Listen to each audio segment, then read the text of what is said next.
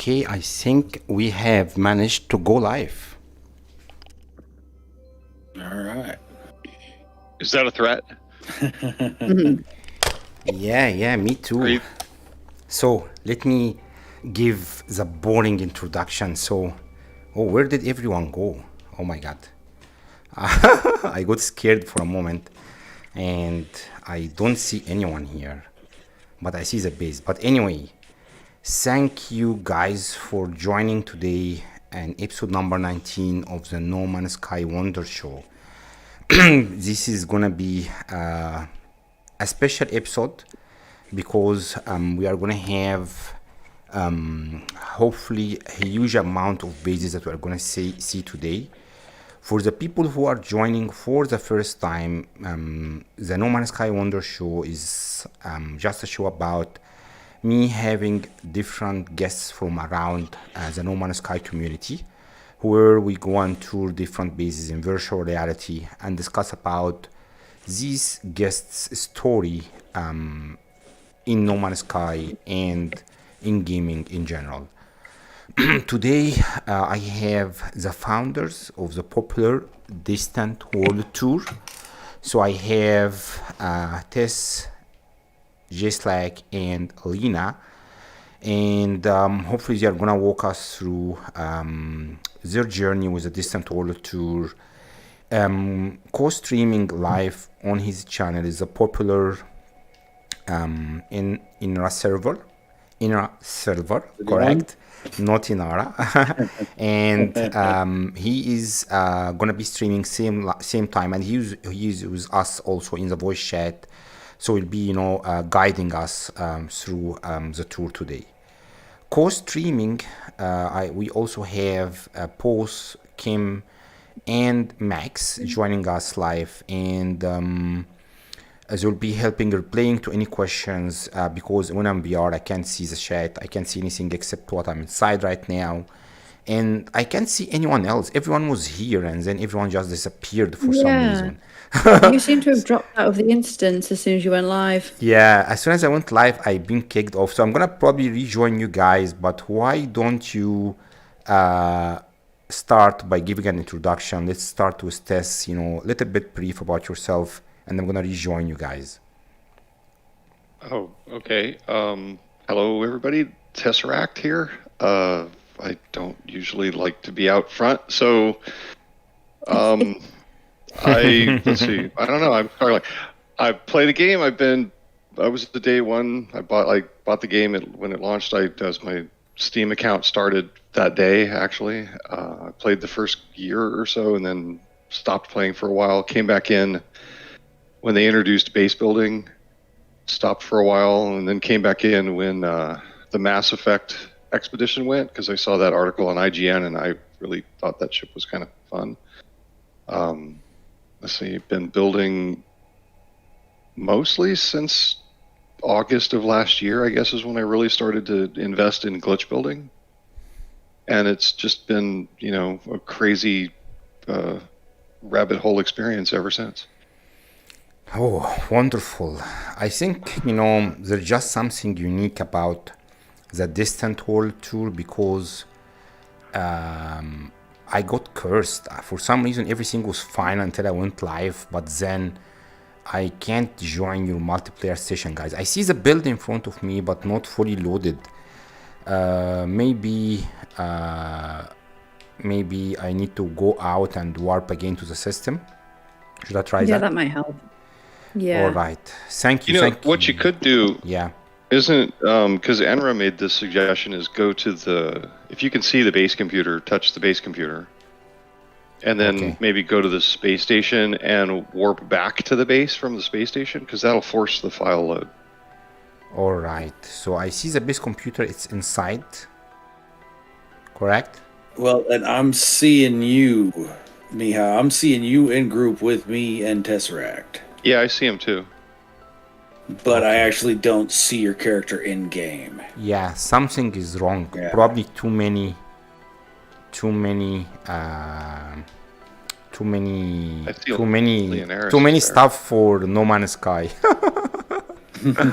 Yeah, Never. To be expected. yeah.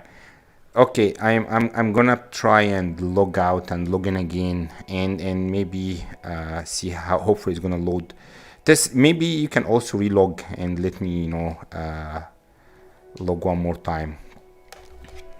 Because Did I you just manage to joined. find the base computer, Miha? There was a I can't see That the really base does help. computer. I can't see it. I mean, I went inside, but I can't see the base computer for some reason. Okay, that's Is fine. Oh it yeah, you behind the see building? that? No, at the base computer, I think is right out front. No, Oh. it's inside. But Is it? if Yeah, you can it is. if you can do a scan, an LT scan on the computer, it'll give you the option to tag it with square button. It's okay. So if you got the interior right, it's the gift shop. There's the big blue lockers on the far left side. The base computer's tucked in right next to them. Oh my god. So maybe I don't really need you guys after all. No, I see the base computer icon here. But I Does can't he have to see go Yeah. upstairs? But the BC No, itself, it's is not there. downstairs. Yeah. Yeah, use your multi-tool scanner and look at it, and then tag it.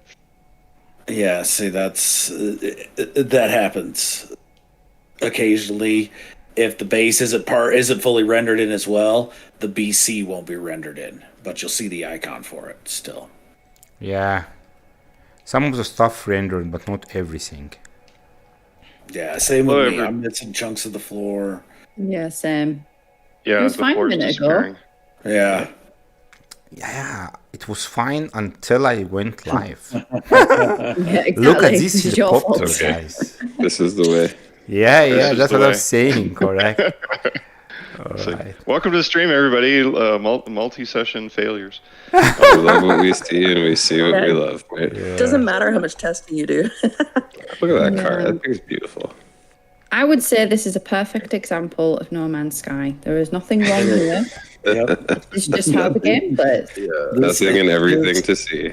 For all of What is its it? for all of its bugs, we still spend thousands of hours playing it. Yeah. Right? Yep. NMS, nothing makes sense.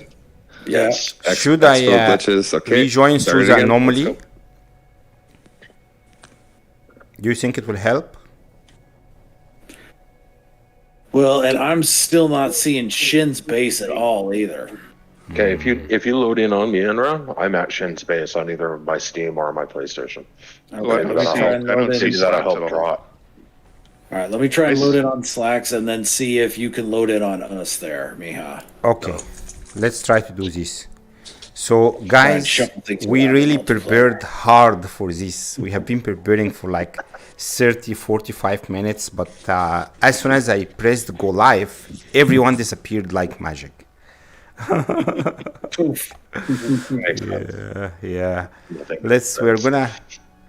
We are gonna hopefully sort this out. I see everyone. Which one should I join? That's entirely up to you. I'm at SHINBANJOs. I'm at the second one. Tesseract and Enra are at the TBAGS. Actually, I'm Lianeras loading is in here on too, you. yeah. Slacks. I'm loading in on you, Slacks. Okay. Real quick, gonna say hi to everybody over on my side in YouTube. Everybody over in my chat, hello. I've got VR Wonders link pinned to the top. Make sure to jump over there, say hi, hit the like, throw a sub, and see what he's seeing in VR. Because, yeah, like Shock said, the cockpit animation in the interceptors in VR is awesome. Yeah, and you know, Enra actually gave me this ship. He was so kind.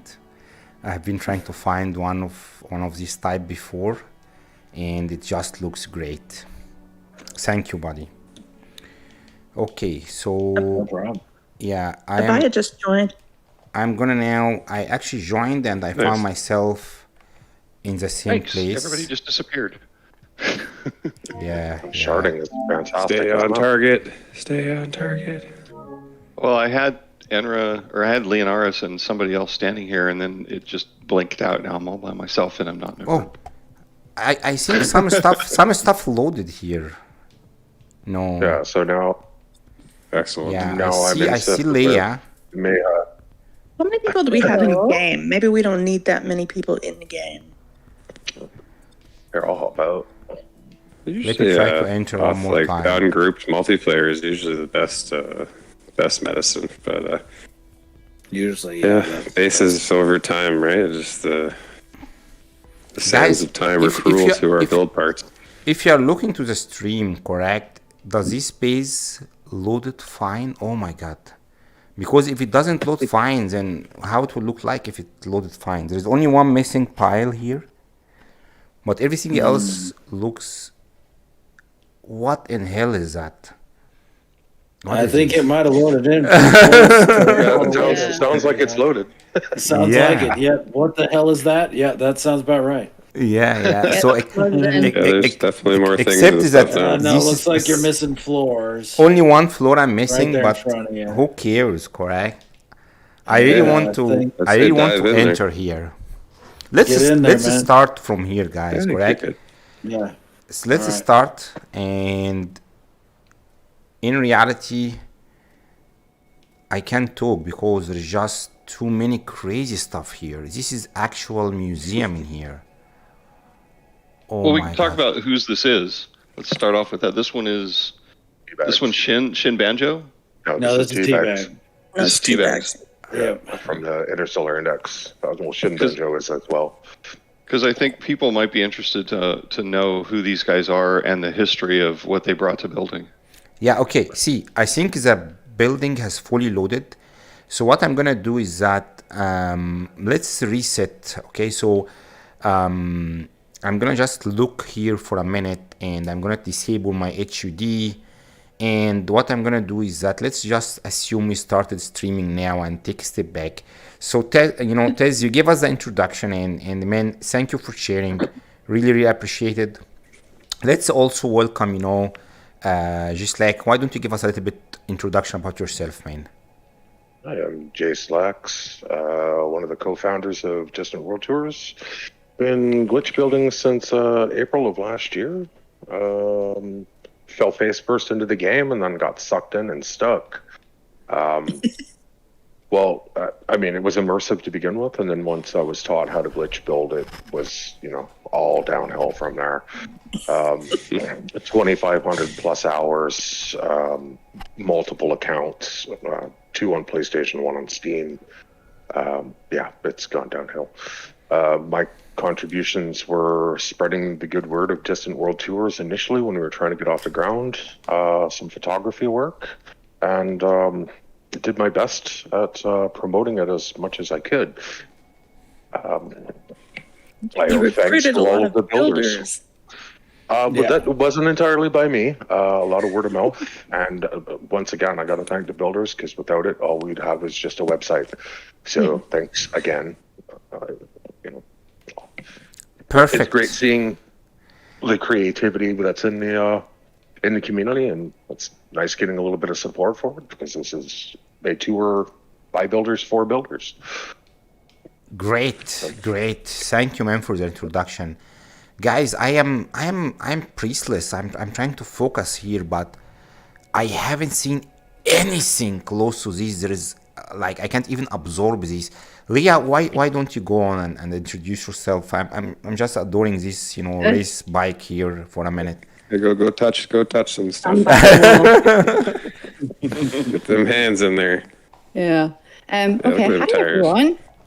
So my name's Lianeras. I've been building for about 2 years now, glitch building for maybe a year and a bit. I am originally, I joined the Galactic Hub, and then I joined the Isentam Galactic Hub, and I'm part of the events planning committee on there. So I'm a builder for the Isentam Galactic Hub. And then I heard about this, I think it was through, I can't remember actually. I can't remember who introduced me to Distant World Tours, But I ended up making a few promotional videos to show off the different waypoints and all the different builds to sort of like give teasers. And that led me on to being part of the media team for the tour. Part of? You mean you are the media team? Yeah, I am the media. I've got it in the description to the stream today, Lianeras. Disney World Tours lead correspondent, Lianeras. Oh, hell. Good title. I'll put this out there for the group. Lianeras came out of nowhere. From our perspective, she kind of came out of nowhere and dropped this unbelievably brilliant video on us about, like, it was just an introduction to Distant World Tours, and she very humbly asked if she could do that. And I was like, saw that, and I can't even tell you the effect it had on us. We were in the midst of it. We were struggling to get everything up and running. We were just basically round the clock working on this thing, and then this wonderful gift dropped out of nowhere. And the little teaser video is on the Grand Tour page at the very top.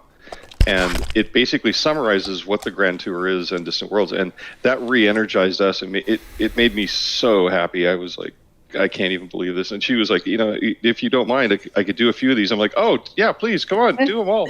Help, come on in. guys, I'm glad you liked it. I am. Oh, it was brilliant. It you don't even know. I can't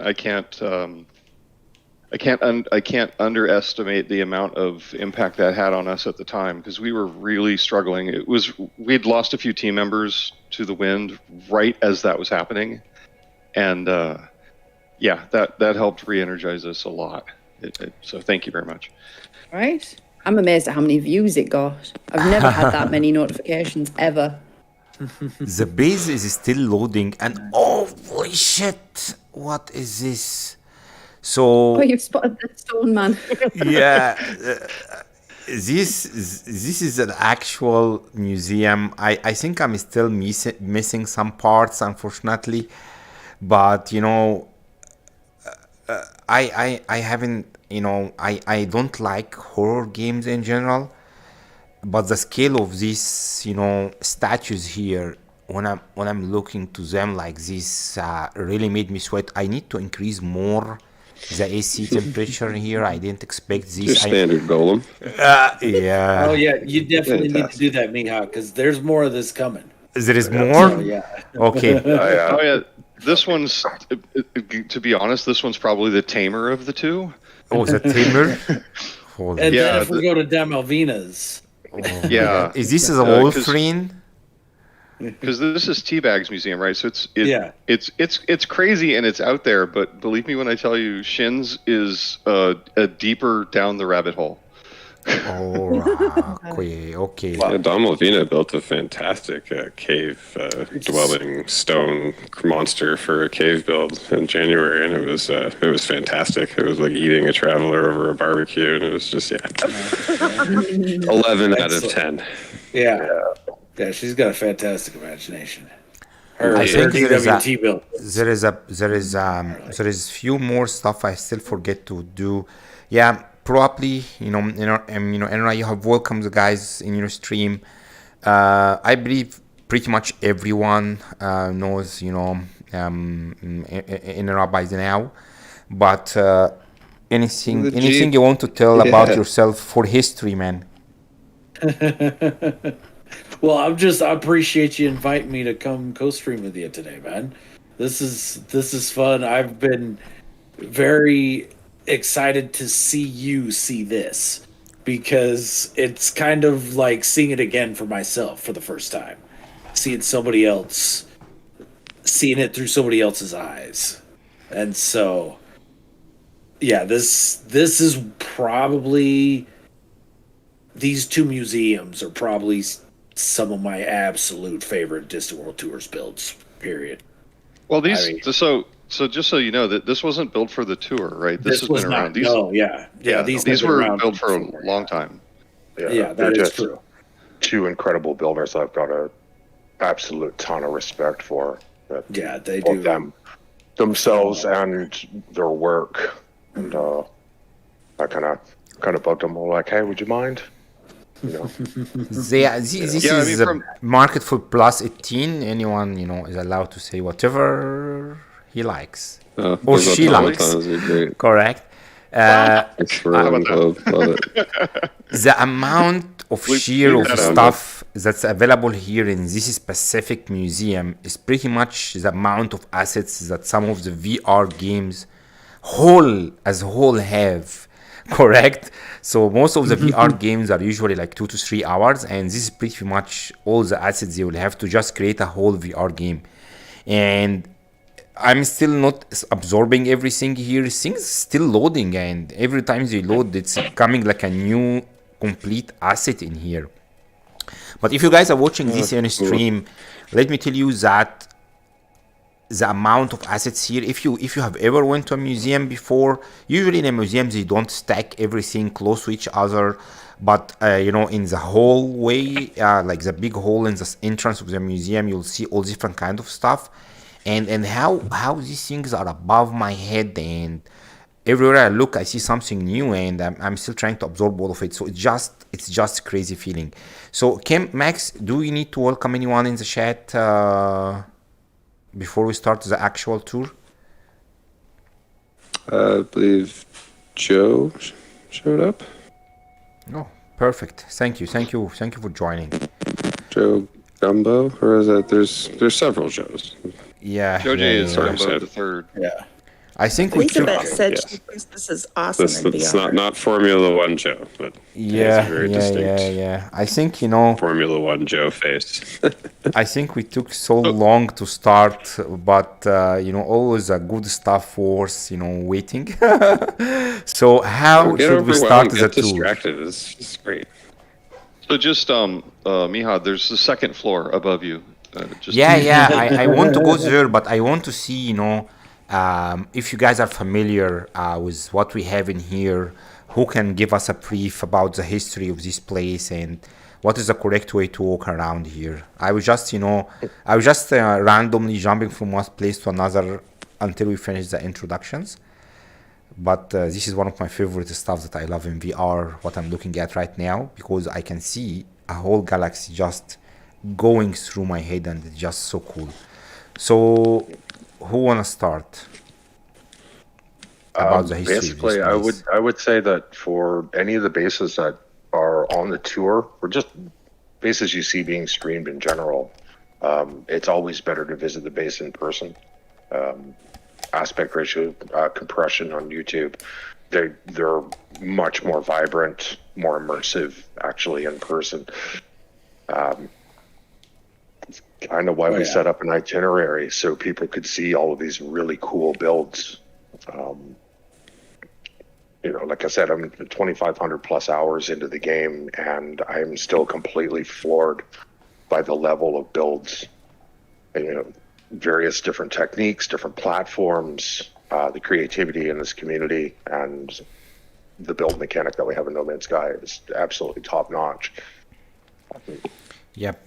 Yeah. The community is crazy cool and very helpful. I want to mention also the streaming and the content creator community have been helping me a lot.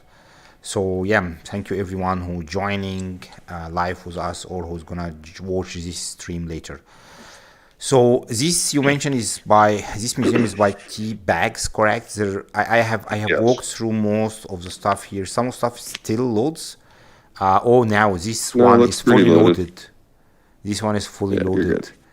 And there is like a small turtle in here which have eyes, and I think the eyes play all the big role in TBAGS build. I wish we could have actually maybe asked him to come. I keep missing, having him in the same place as me, and maybe I need to go up to the second floor. There is way more stuff up there also. Yeah. Oh, so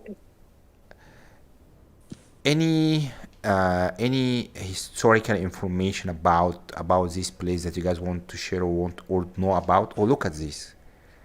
He's a mad scientist of making glitch builds.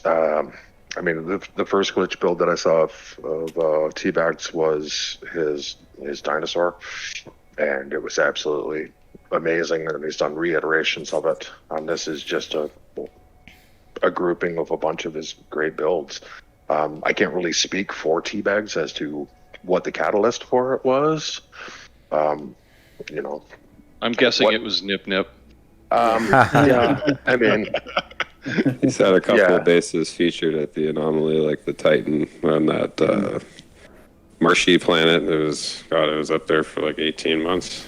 They didn't rotate that roster for time. So yeah, he built like the best rendition of a fighter jet I've ever seen anyone make in this game. I think it was all made of legacy metal, and you look at it, you're just like, yep, it's a fighter jet. Yep. No one has to do it again. No one has to do it ever again now. Do you guys see this fighter here? It's a rocket or fighter. It's so. It looks like it's going to the moon. Yeah. It's like a space rocket. Or the sun, you know. Yeah. For everybody, fuel scooping, you know. Fuel scooping for me dangerous. I think I'm gonna be wandering around here for a little bit, guys, and I think we still have a lot of stories that we want to speak about. Do you want to, kick off the history about, the distant world tours, what inspired you guys to do it, and slowly walking us through the process until where we are right now. I'm gonna stop you, in between and give just some comments about this stuff because I'm still absorbing it. It's gonna take me a few minutes, maybe more than a few minutes to absorb and see everything I'm seeing right now. But maybe Tess, if you want to start, and I know you just mentioned that you hate starting, but I believe if you want to start, and then we'll let the other Lena and also Slacks to jump in different parts from the story.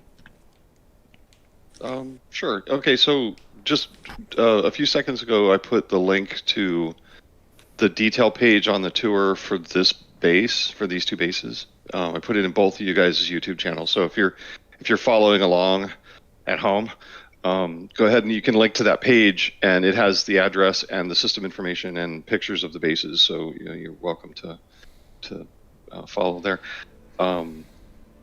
History, one thing I wanted to mention also, we have another team member that couldn't make the stream, Zeptasonic. Her name is Scheming Monkey in game.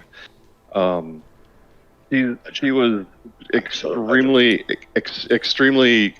involved in scanning every single system on the tour for ships, multi-tools, etc., and putting all that information together so that we could include it in the detail pages for all the waypoints. So extraordinary amount of work. She, I call her Legion because she was everything everywhere all the time. But nobody ever saw her work, and I want to make sure that we really fully understand the amount of effort she put in all on her own. And cannot thank her enough, but she couldn't be here, and show the love. So when you look at the tour pages, you'll see we've cataloged all the ships, the multi-tools. We went to the stations and pulled all the S-class modifications that were available at every station. All that information is available on every waypoint page. That was all the work that was done in the back end so that we'd have all that ready for you guys when you were on tour. And so moving on. That was a fantastic touch, too, by the way. Yeah, we were trying to. Yeah, Grand Tour is. Info. Yeah, the Grand Tour is a little different. We'll get to that a little bit later, but the Grand Tour is kind of like an annual. We plan on that being an annual thing, and it's really meant to be the showcase for builders on a regular annual cycle. And what I'd like to be able to do with that specifically is everything that you brought to the table in the last tour, and all the things you learned between that point and this next tour coming up in 2024, it's kind of showcasing your progression as builders. That's kind of what that's meant to be. So it really kind of it's like our Oscars kind of thing. But to say that, understand that it's not a competition at all. No, that tour is not a competition, and it's at all levels. And yeah, it's not just limited to master builders by any means. Yes, we are all Exactly. terrible Great thing builders. We about it as remain well. terrible forever. Oh my Yes, God, just like the game, it'll never end. If we wanted to catalog the amount of imposter syndrome that's going on, I can't tell you. Like, Yeah. we have over 100 builders involved, without fail. Every single one of them, with one exception, and I'm not going to mention who it was because it doesn't matter. They all came to me and said, "Well, I don't know if I'm good enough." And I'm like, "Are you kidding me? Are you kidding me? You built a dinosaur out of rocks. Shut up." Right. Or, I mean, just shut up. Stop talking right now. Tess, you want to start from the beginning, like what was the idea? Keeping us on task. Sure. All right, I'll go all the way. This Distant Worlds is not a new concept, right? This came from, well, first of all, it was originated by NASA as a marketing campaign like 12 years ago. But beyond that, it came, the idea of doing a tour based on exploration came from an experience that happened in a game called Elite Dangerous. Anybody familiar with that game might recognize the name. It was a player-driven, organized event to take a long-distance tour across the galaxy. Now, the No Man's Sky Galaxy and the Elite Dangerous Galaxy are very different in the scale of things. They're still relatively at scale, right? Galaxy to galaxy, billions of stars kind of thing. But travel time in Elite Dangerous is more realistic. So, say going 60 light years can take a bit of effort. And it's not like in No Man's Sky where you basically just zip across the galaxy at a whim. So they decided, like, one player took a tour to a distant region of unexplored space and kind of chronologically categorized everything along the way and told the story, and it got popular. And then maybe a year later, they organized an event where they invited other people to go along with. So they planned out an itinerary and they went out to a distant region of space and came back, basically starting from Earth and going out, coming back. Distant Worlds 2 came along a couple years after that, and it was a journey to the farthest edge of the galaxy from Sol, the farthest you can get away from the Sol system. The journey was about 6 months long, there and back. It was 220,000 some odd light years round trip. It was involved. It had over 16,000 participants. The tour was broken up into stages, so there'd be like a 10-day stage, and it would take you approximately 100 to 300 light years, which for some people with smaller ships could take a while. And organizing that and managing the logistics of that kind of trip for the community was rather complicated. I was actually kind of impressed. I got pulled into doing fleet support. So if you're familiar with that game, there's a contingent of players called the Fuel Rats. And basically in that game, you can run out of gas and be stuck, and the Fuel Rats will come and fill your tank. Their tagline is, "We've got fuel, you don't. Any questions?" And basically that's it. Yeah, so I ran rat support on the tour. A new group was called the Hull Seals, was created during that tour, and we would run around and do repairs on ships for people who crashed into heavy stars or did whatever and they broke their ship. So I did that for several months, and it was really, really fun. Now that was 4 years ago. Since then, I've come back into No Man's Sky, and a lot of the people from that tour, including Dr. Kai, who was one of the founders of the Distant Worlds event, is in No Man's Sky, and he wrote the No Man's Sky companion app, one of the save editors. And I've seen all these people in No Man's Sky, and they're all playing. And I kept waiting for a Distant Worlds event to spawn here because it makes total sense. Why wouldn't you? I mean, this is another ripe environment for something like that, but it never occurred. Frontier Games, the people that make Elite Dangerous, have kind of tanked that game, and that community is sort of diminishing. So that's not likely to occur in that game ever again, to be honest. So that brings us up to the timing of your comment of saying tank is just Miha staring at a tank right now. So it's just I had to interject. It was too damn perfect. Yeah, that's awesome. Yeah, this tank Feature, not a bug. freaked the hell out of me, man. Because I have taken a full tour, like I thought I saw everything. I just disable the photo mode, I just move 1 inch and I see this thing pointed at my head. Now you guys cannot imagine, and Tess, sorry to interrupt you, correct? I'm gonna come back, just put a pin here a minute. You guys, when you look to the stuff in VR, we have like 2 separate brains. You have the popular story that like a right one is for like imagination and the left one is more practical and stuff like this. But what I really believe in simple words is that if we are reading a book or we are watching a movie and we want to enjoy it, we try to make our left portion sleep for a minute, the one that's telling us we have to go eat, we have to go sleep, we have work tomorrow, we have whatever shit we need to do, correct? I try to put this part on drugs and enjoy my life. So when I'm in VR, I completely immerse, and that's actually why a lot of people don't when you ask different people about how do you feel about playing in VR, in the same game you'll get different responses, because it's all about how you manage your left portion of your brain. And I really manage this one in a very good way. So I completely immerse myself in virtual reality and I enjoy it like to the core, correct? So when I was just, I was standing here a few minutes ago, I was enjoying this flame, this like the photo one, and I have my mechanical arms. I just moved here and then I found this thing pointing at me. For a moment, this was a full truck pointing at me. It was massive one. So it freaked me for a while. So yeah. Okay, back to you, Tess. Well, I have to point out, we were laughing earlier before the stream started.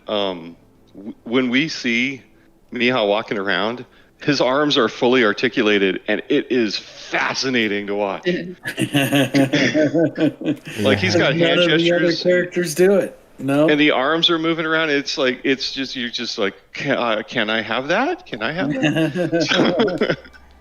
So okay, the history of that's the history, right? That's the framing of where the distant worlds came from.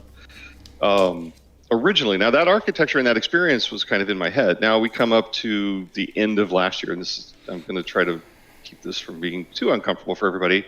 Unification Day and the ultimate dumpster fire that turned into through no fault of anybody on this stream. That brought up a lot of challenges. There were I'm just going to put it out there. There were some community-based challenges that really did not need to happen. And there was a severe technical challenge. And logistically, it was difficult. Plus the environment of the game just punishes you for congregating in one spot, especially if you've got builds. Yeah, but we all want to, but we can't. Yeah, exactly. I mean, small scale, it's fine, but on large scale, like Unification Day, it was very problematic, very fast. Sorry, go ahead, Tess.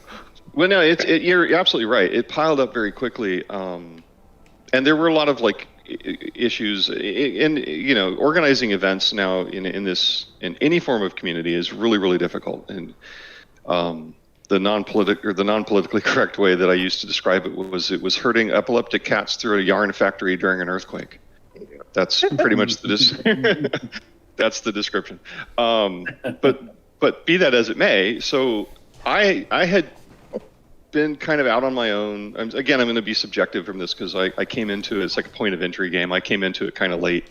I had been out on my own, just building. I at my point in the sort of builder trajectory was I had just started looking at videos around glitch building, and I was ultimately confused with every single streamer had a slightly different way of describing the same action, and that's really confusing.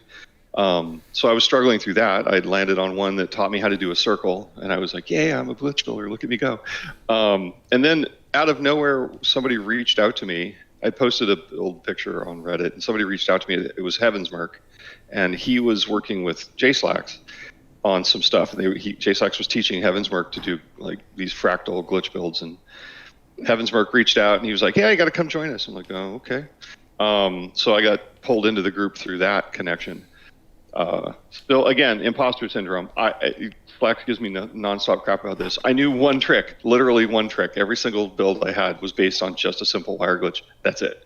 Yeah. To this day, we all know how simple the wire glitch is, and how much of a linchpin it is in glitch building. Right? Seriously. Like, in all honesty, without wires, we be pretty rudimentary in our builds.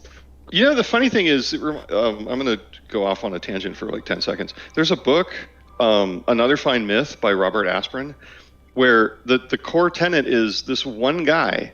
He's an apprentice magician. He learns one trick, and through a series of happenstances ends up becoming the most famous wizard in the universe. But he still only knows how to do like one really simple thing. But it's the context that he used it in and the perception of everybody else that elevated him. And that's kind of the underpin of that entire novel. Is it's just ridiculous. The entire scenario is ridiculous. Like, I know how to flip a light switch. Oh, you are now God. Okay. That's basically my experience in glitch building. So anyway, we get up to that. No, but let me say that, you know, if you know one trick and you're so good at it and you explain it or show it to different people, sometimes this is enough, correct? Mastering one thing to a professional level usually for a lot of people is enough, especially if you show this trick to different people, and then this can be the seeds that you start, adding different smaller tricks around it to give it different flavors, correct? So it's not, it's still very interesting concept, to be honest. It is, and that's another one of the underpinnings for the tour is everybody can do this. We all say that, right? We all say that. Everybody can do this. It's actually kind of but what people see, and this is again based on my subjective experience, is coming into it a little bit later, because I've been playing since day one, but not really hardcore, and I'd really gotten into building until it hasn't even been a year for me, really. The distance between what I see on YouTube and what I see in front of me in the game is, 30,000 feet, right? It's a 30,000 foot cliff. You're starting like, okay, I have these pieces, and then I see something from Crisscross or Peoplebum or things that Enra does, or, I'm looking at that going, how the actual F-bomb? Like, there's just no understanding of the trajectory that gets me from where I'm at to that. And that's the part of getting to the area that you guys are all in, which is like the mastering of this craft, that I think we forget is that the initial learning curve is actually quite difficult for people to get over. We're at the other side of that. We look back and we're like, oh yeah, that actually is really simple. It's just this. But the concept, the context of how it's done and what's possible is an unbreachable gulf for people on the other side. It's like the moment before you learn to ride a bike and the moment after. Something changed. Nobody can describe it, but we've all felt that, assuming you can ride a bike.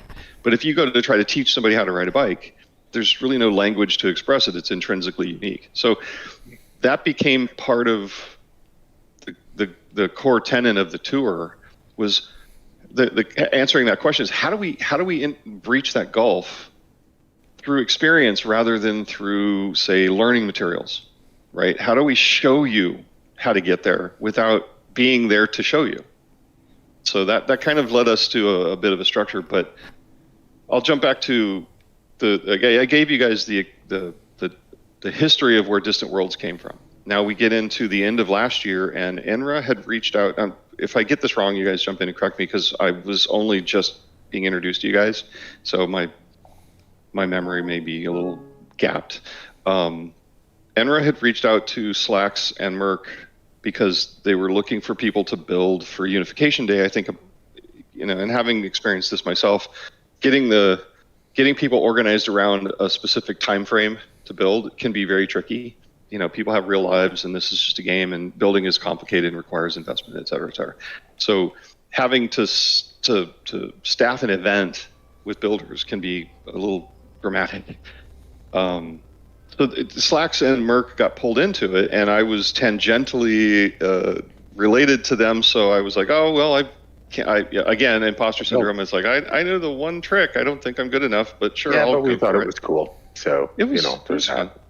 Yeah, it was fun. I mean. So we build, and chaos ensues. I won't get into it. Everybody was there knows what it was. But what struck me at the time was this is a lot of different variables in the environment, and if we accept them as axiomatically true variables, they're not just. It's not just this one thing. It's not just this one thing. But in all cases, these will occur. Well, I work in real life as a kind of a systems designer, a service designer. So it falls into my sweet spot to sort of understand the nature of the problem, develop a hypothetical framework, and then build a solution set and test that solution, right? So that's where I come from. So we were talking about... Let me English it down for you. So basically what we had is we had a community group happening where a whole bunch of people wanted to populate one planet with a whole bunch of elaborate builds. And when we got to the point where we were about 20 builds on one planet, we started running into all kinds of rendering issues, and bases would disappear off the HUD. So one of the problems that we were trying to solve in this is how do we have something that has a community feel to it that completely mitigates that problem that we have with the confines of the game's engine.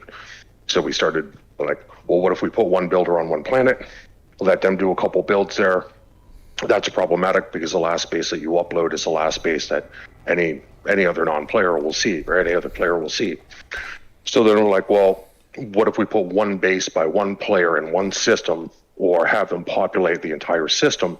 How would that work? And anybody who's taken the tour will know that bases seem to render really good, with exception of typical No Man's Sky stuff, draw distance being an issue, base complexity, platform choice, internet connection, et cetera, et cetera, et cetera. Well, yeah, so it comes down to that, right? We started trying to figure out, well, looking at the problem. Most of the problem that we were facing comes from the rendering issues in multiplayer. The planet has a limit. The number of bases that can be visualized has a limit. It turns out, and I may be wrong in this, but it looks very much like the bases that are rendered are last in, first out. So if 30 people build a base, the last 10 are the only one you're ever going to see. Yeah. So that's an interesting design choice. But so like I was saying, these are problems that we just include as an environment. Say, okay, well, this is the environment. There's nothing we can do about it. We all complain about it, but there's really nothing we can do about it. It's gravity. Okay, well, to Slax's point, we started saying, well, everybody wants to build. We want a community, but the game isn't preventing us from doing it.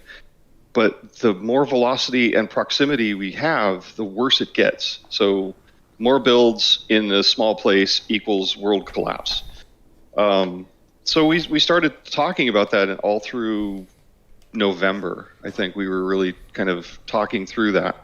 It's like, well, these are the problems. How would we solve it? And then I mentioned to them this structure that Distant Worlds had in Elite Dangerous. Now, they don't have a rendering problem, but the structure that they put into place was specifically to address fatigue. When you can see the entire journey ahead of time, it's daunting and you're less likely to travel. But if you see smaller segments that are achievable, you're more likely to engage. Also, by not surfacing the entire itinerary, we sort of not inadvertently, but it has this effect. It dampens griefing, like race ahead griefing. In Elite Dangerous, race ahead griefing means if I know where you're going to pop out of hyperspace, I'm going to sit there with a really big railgun and blast you the minute you pop out, because explorers don't have a lot of shields. So that happened. Now we port that into No Man's Sky and we make adaptations. It's like we've got some griefing happening. A lot of it is because people are desperate for attention for whatever reason. So letting them know where everything's going to be at the very end is probably not the best idea. But also, staging it gives us that kind of incremental engagement. And it gives, to be honest, from a selfish standpoint, it gives us the ability to not have to design the entire tour all the way up front. We can do it in stages. So what you guys saw was stage releases, full itinerary. What you didn't see was the absolute chaos in the background, where we were 3 hours before a stage was meant to be launching, only had 3 builders in that stage because we couldn't get anybody to commit, and it was just an absolute free-for-all. So And that was pretty you didn't much get to see the chaos, guys. I hope you enjoy the end project from it. Moving forward for next year, can you guys have your builds to us by December? Pretty please, sugar on top. I enjoy sleeping. I was going to put that some out point there. in a week. And I'll make a mention of it in our Discord. Is 2024 Grand Tour. We want the builds done by the end of this year, so we have January and February to stage everything. But we'll put all that in the Discord. But just it's coming. You know what it is. So I have put in the description the link to the Distant World Tour website and also the Discord server. Guys, if you didn't join the Discord server, please join it. There a lot of helpful information. I just want to mention that I think I've been in this museum now for around maybe 50 minutes, and finally pretty much 99% except the leg of this robot have loaded, correct? So unfortunately we don't have TBAGS with us here, and I really just want to give credit to these guys. The amount of creativity and the sheer scale of this is massive. I had to go out and take a breeze because this is just a huge amount of stuff. I mean, there is a lot of questions. I wish TBAGS was here because I don't know how he done many of these things. Some things are just crazy because if you take a look, for example, to this airplane. A lot of free placement mashing. This airplane here. Welcome to the club, man. This is pandering to one of TBAGS' strong suits. Like, he's incredibly good at doing detailed Mac. So, you see? This is the cockpit here.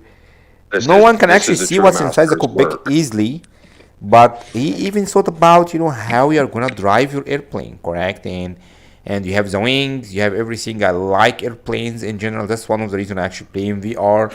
But this is crazy. So I think we have pretty much seen. I have been pretty much seen everything here, unless we have questions, Kim or requests from anyone or Max or anyone in the chat. Maybe we can start moving to the next space to get it loaded while you guys are continuing the story. And because the next one is a lot crazier. More crazy. Okay. So it's more spread out too. Okay. So I just want to mention that this planet have a very cool color shift, and I like this robotics hand. They are very unique in VR compared to the normal ones. It gives me a mechanical feeling, a little bit more different to look at all the time. You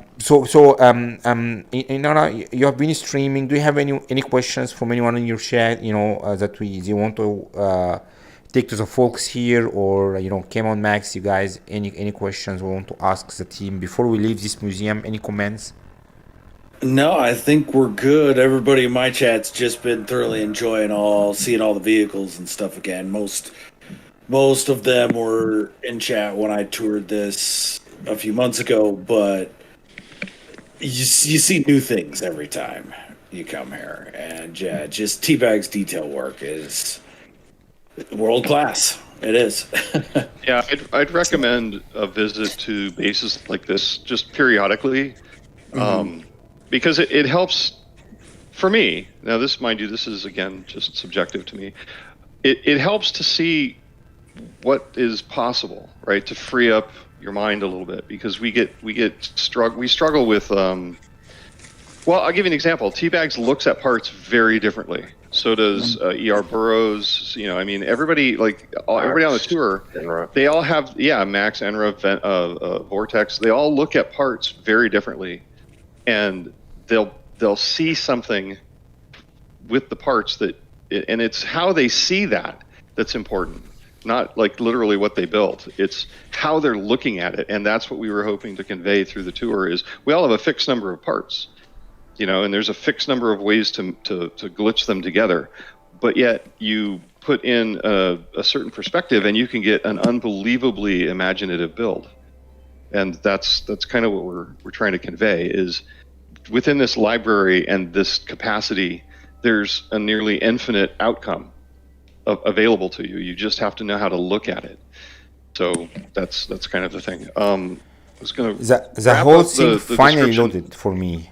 Sorry to interrupt. Right. I finally see his whole build here, and one last comment I want to mention before I leave here is that, and I really feel bad I didn't figure this before.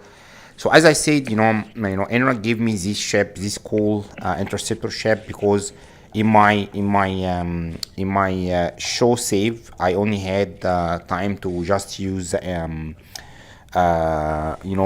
ship from the previous expedition. I didn't have an interceptor ship, and there was a rumor, correct, that the cockpit MVR is different for the interceptor ship, and I can confirm that this is correct. If you guys watch my early streams, and I can look to my different main save here, the cockpit is different. It's completely different. I mean, there is a lot of color shifting here. That's why it looks different. But because the actual shape and how the whole different parts of the interceptor ships are different, the organizing of the screens that I see them in front of me here are different, and even the small the glass, it's shaped based on the body.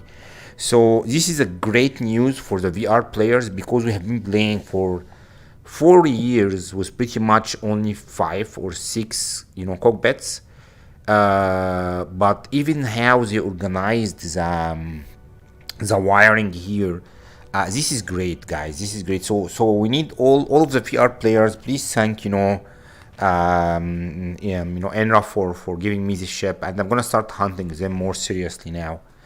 I like this one so far. Thank you, man. Yeah, no worries. Glad to help. We'll just browse through our Discord. We got hundreds. But guys, correct. I'm gonna start doing this. The point here is that there's just a massive amount of great content creators who, how do you say, post links, and a lot of ship hunters. I'm gonna start, for my own pleasure, try to get a new one every stream just to see how it looks like. I just been so busy with the expedition and a lot of other stuff. Kim, anyone in the chat, in our, in the NMS Wonders chat, have any questions, comments before we leave the system? No, I think go to the other listening, really. Yeah, you don't even need to leave the other. Sorry, you don't even need to leave the other system. I set up a navigation marker. We're at the other base now. Oh, is it the same system? Yeah, it's on the same planet. It's on the same planet. Mm-hmm. Yeah. So like the one convenience detected. The one teleporter that's in between the two doors to TBAGS Museum was put there by Peter Lawn, who's an incredible blender builder. If it would power, you would be able to take the SRT right over to Banjo's build. But, didn't he write the program for the plugin?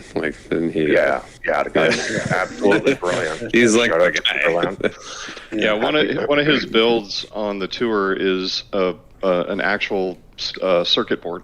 Yeah. It's crazy. Level of detail. The first house I saw he posted one. It was like 20. It was like early. It was like 2016, 27. Like it just is whatever the first build person. It just was stunning. I was just like, wow. So that touches on a really interesting subject, right? When I first came into the build community, one thing that struck me was this flat out Cold War and sometimes full-on border skirmish between Blender and glitch builders. Correct. One of the first things I saw. I know, right? Enra was interviewing Miss Fantasy and her gang on a build from that Creative Juices. Yes. Yes, exactly. And she was mentioning that she had a workflow that it started in a Blender environment to build some infrastructure that she wasn't really good at in game, and then she would bring it in game and basically finish it in game. And I've talked to Enra subsequently, and he said that, and I don't know if he wanted me to surface this, but there was a lot of heat on that video, more heat than any other thing he's ever done.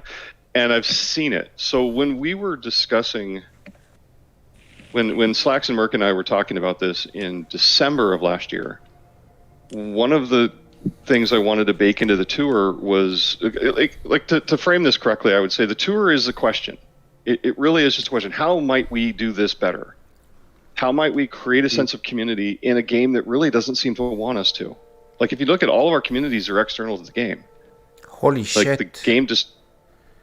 What Yeah, is this? so I there you have go. seen. Well- Yeah, I have seen this in flat screen. I came with with Enrap before, but seeing this thing coming out of the water. Oh, you're gonna love Yeah. Daz and Chris's castle. 'Cause Yeah, this yeah. is This that- is yeah. massive. This is There's- massive. Sorry. There's so much. There's so much on the tour that's gonna blow your mind. You're just gonna be like, yeah. But Sorry. Go ahead. so- Go ahead. so- Sorry, I couldn't But yeah, hold to myself. just to finish that thought, right? It Yeah. was the tour is a question of how might we do this given all of these things that run up against us, right? How might we build a community in a place, in a system that really doesn't like us to gather? How might we really celebrate builders when we build next to each other, our builds disappear? And I started throwing things into that mix because I'm probably pushing this one a little too far on Slax's part, but he's in the glitch community and was more on the side of Blender building isn't glitch building. And over the course of months, we had that conversation a lot. And what it really boils down to is there's an animosity from glitch builders towards people that are using Blender and claiming it's glitch. Now, I think that's probably a very small percentage of the Blender community, probably tiny, but it's happening. Well, see, it's I'm gonna more of stop you having real quick, Chris. I gotta stop you guys. Miha, Yeah. you were just in the mouth of that alligator. There is an SRT in that skull. Yeah. I don't know if you noticed that. Yeah. Is this the reporter? Yeah. Yeah. Okay. All right. Like everybody pointing that out. Everybody saw You might wanna Mandalorian get there. and Grogu on the expedition. Everybody's seen that build. It is phenomenal. Yeah. I know you've seen it. Everyone's seen it. It's incredible.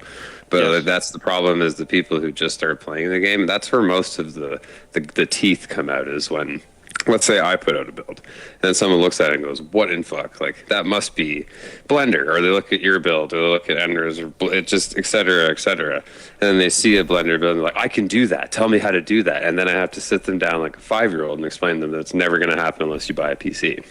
And that's like, so over time, it sort of is like a built up like confusion clearing. Cause I love seeing the builds. Like they look incredible. Like everyone's seen, the giant sniper on the cliff that one person did, or the Jedi warrior. Just like it just Jedi makes warrior us is amazing. drool, like it's Jedi warrior is amazing. As a builder who doesn't use Blender, like I've been on Xbox for 5 years, like it's fine. Like I love seeing it, but yes, it does raise hairs on a lot of necks, right? So I'll give you the example. Powered for you, May I see it on stream now. So hopefully power will come in shortly. Yeah, Well, this just is not remember powered that for there. me. Yeah, remember that's there if power shows up, because that's a fun SRT. That one is, yeah. Okay, sorry. No, so the It'd be nice Blender, because it'd be like a peace in the Middle East situation. If I could wake up tomorrow and it was happening, I'd be like, great, no one was beefing anymore. It'd be fantastic. But yeah, that's mainly it. Some It's of funny it that you stems say just that. by the name of how we build, right? Like initially when this all started, like before Banjo invented the Banjo glitch, for instance, the base out where I hear by the builder, you would literally have to glitch the game's menus in order to get a build part to go to where you wanted it to go. And it's been stigmatized as glitching through like walls in et cetera, as a form of like hacking the game's engine on every other game and every other platform. So it always had this negative connotation to it that you're doing something you're not supposed to be doing. But when you look at the build menu, it tells you how to rotate a part, how to turn it into a wire, how to turn it back into a part, and nowhere in that menu does it tell you that you're not allowed to press 2 buttons. Holy Like every shit. game we played before this, we'd run and jump Super Mario Brothers, we'd duck and kick Street Fighter, we'd block and punch every other first-person fighter, first-person shooter, et cetera. Damn it. It seems a lot of the Puritan aspect out of this is like, oh, you're not allowed to do this, or it's not described by the game's instruction set that you're allowed to do it, therefore we're not allowed to do it and we shouldn't be doing it, and it's going to somehow ruin the game's code. That's cool. Some of the arguments I've heard about this, I'm like, my lord, tell me you know nothing about computer programming without saying it. I don't know, that sounds like really, really snide, but I mean, there's some conversations I've had that you'd rub your forehead raw from. You're like, wow. Anyway, the best example is the comments are always based around, well, that's not allowed. That's cheating. Yeah. I would say with pretty fair confidence that it was an unintended action, right? The build system was designed in a unique way, and it's unique amongst games in general, but it had an unintended consequence that does not destroy the game in any way. Now, they've had years to write that out of the game, but not only have they not written it out of the game, almost, I think every single build that's highlighted on the anomaly is a glitch build. Yeah. Currently, yeah. I mean, Okay, that bubbling sound 9 you're that I've hearing seen, they are. is Miha's brain boiling in his skull. Yeah, my brain is completely exploded. I'm speechless, guys. I barely, to be honest, paying attention to what you're saying. But I want to say that, I would like to step back to two things. I just, for people who just joined us right now, the main, based on my understanding, the main issue that you guys try to solve is there is just the game designed in a way that doesn't allow many people or many builds to be in the same place, and there was a massive tension between glitch building community and Blender building community, and there was also another small issue, which is new players who just join the game. And anyone who just joins this stream and take a look to this thing, they were saying like, is this No Man's Sky, correct? I mean, I personally, when I play, my first build, and pretty much until recent, I can barely just make a house. I mean, I'm just so happy if I made a house. I have no idea how can I make this, Wizard of the Sea. You happen to know a couple of people that'd be more than happy to teach you. Yeah, I got a couple of these offers. But the point here is that I've been enjoying seeing this stuff, and I need maybe, I was just speaking, I don't remember, maybe with Cam before stream and saying, I need maybe 200,000 years just to see what's already available in No Man's Sky before I even thinking about building anything else. So this is pretty much the three main problems you guys faced, correct? And you had Tess and Lena also, correct? Lena didn't speak at all, so maybe you can give her a chance to speak a little bit. This was pretty much, the three main issues you guys were trying to solve with the Distant World Tour, and by referencing the historical approach that happened in Lead Dangerous, you guys came to the idea about, okay, let's sit down and plan this. So walk us through the process. Maybe Lena, if you're familiar with it. Oh, I just wander around, make videos, and then go, here, guys, there's some nice things out here. Yeah, please go visit them. I wasn't involved in the organization of this at all. Then so let's give it back to Slacks. Yeah. Organization-wise, I guess it would be like I started off in the Over 30s group on Facebook, and from there I joined AGT, PBF, Chimera Corp, which Max is our noble leader for, and a couple other smaller groups, and really kind of delved deeper and deeper into things, seeing other people's builds that they were posting, and this is when I was super shy about it, and I didn't want, my builds really being put out there.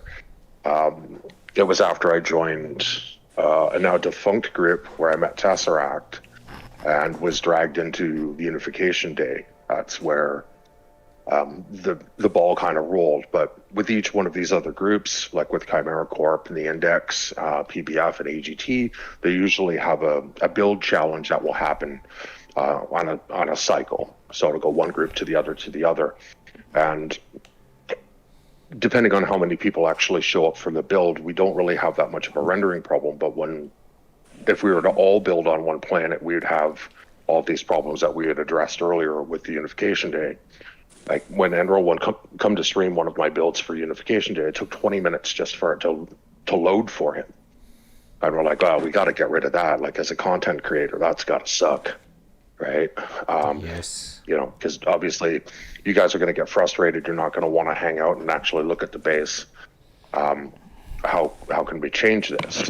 And every builder builds for their own reason, but there's a parcel within us that wants to be praised for good work. Like, hey, you did a great job there. We all have our own egos and ego death that's associated with it. But I've always said that this is a bit like adult show and tell.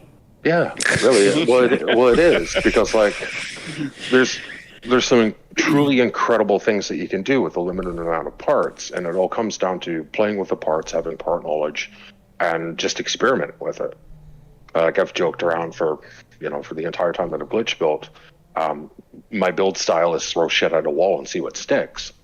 Like I'll tear down a wall if I don't like the way it looks. And much like Tesseract has said before, I don't like being out in the forefront, but by numbers, I ended up as being stage 1, base 1. Oh, I did that on purpose. Yeah, I know. Thanks.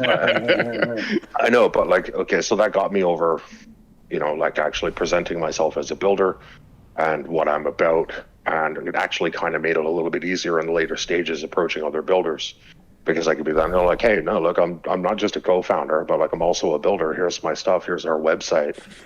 Made it really easy with approaching like Discord groups, Facebook groups, etc., with promoting it, trying to get more builders to come in, because we're not trying to take away from any one community, because we're not a community ourselves. We're just a tour agency, which just wants to show other people that enjoy this game other really cool things to see in this game.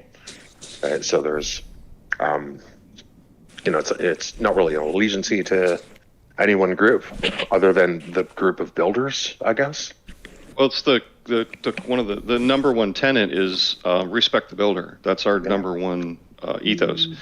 But also think about, like you're talking about the problems to be solved. One of them is object permanence, right? The only places that we can really put our work is in whatever Discord groups we belong to, which are isolated silos, and unless you're aware that community exists, you don't even know that it does. Or places like Reddit, which is like throwing a post-it note into a wind tunnel. And one of the other things is you could spend 3-4 weeks on a build and it's phenomenal, and it gets 3 likes, and somebody posts a Diplo and it gets 1,000. Yeah. That's actually one of the main reasons why I wanted to make this show later on, to highlight the efforts done by the builders. But before I leave this area here, again, credit to the builder, correct? I mean, somehow he managed to capture the vibe of a very, how do you say, Amazonian river trip, correct? This is something like, what is a popular movie from The Rock, just recent, when they go on a trip and they're trying to, retrieve a necklace. It's a very popular, ride also in Disney. I can't remember what it's called. Jungle Cruise. Jungle Cruise, yes. So this is actually very Jungle Cruise vibe, correct? I don't know that. And yeah, it's extremely giving me this exact vibe, because the color of the river here is crazy. But this freaking thing here looking me in the eye all the time is scary as hell. And I don't know why or how some of the builders are able to, have this. If I look to the left, if you guys are looking to the screen, the eye move with me, correct? So it's like it's looking to me and moving its actual eye, right? I'm going to the top, I can still see it. I'm going to the left. So these things are very interesting. It's maybe just my imagination from staying too much in the water. But in reality, this is so freaking awesome, because it captures the exact vibe of a cruise. And the details is that when you go under the water, you actually see all the different kind of details, like, nothing is missing. And because I'm close to this thing, I don't know what it's called. Every time it explodes, my headset vibration happen, and then it's giving a way more immersive experience. So VR is all about immersion, and I'm really being immersed in this. I'm just gonna go up here and take a little bit of freeze. I wanted to look to the sky, and then I see this massive amount of teeth coming up. So is there a place I can rest here, or is there still more? Oh, you haven't even been inside yet, Mia. Oh, there's still Yeah. more. Yeah, Okay. it's a big one. It's a Okay. big one. So Yeah. so There's a whole cave section too. I mean, there's there's Yeah. a lot. let's Like, Space detected. let's give Enrasilver a bit to welcome anyone on his channel. Anything from your channel, man? Any comments you want to add about this history of this build that you want to share with us? And anyone can tell me where is the entrance, because the teleporter doesn't work for me.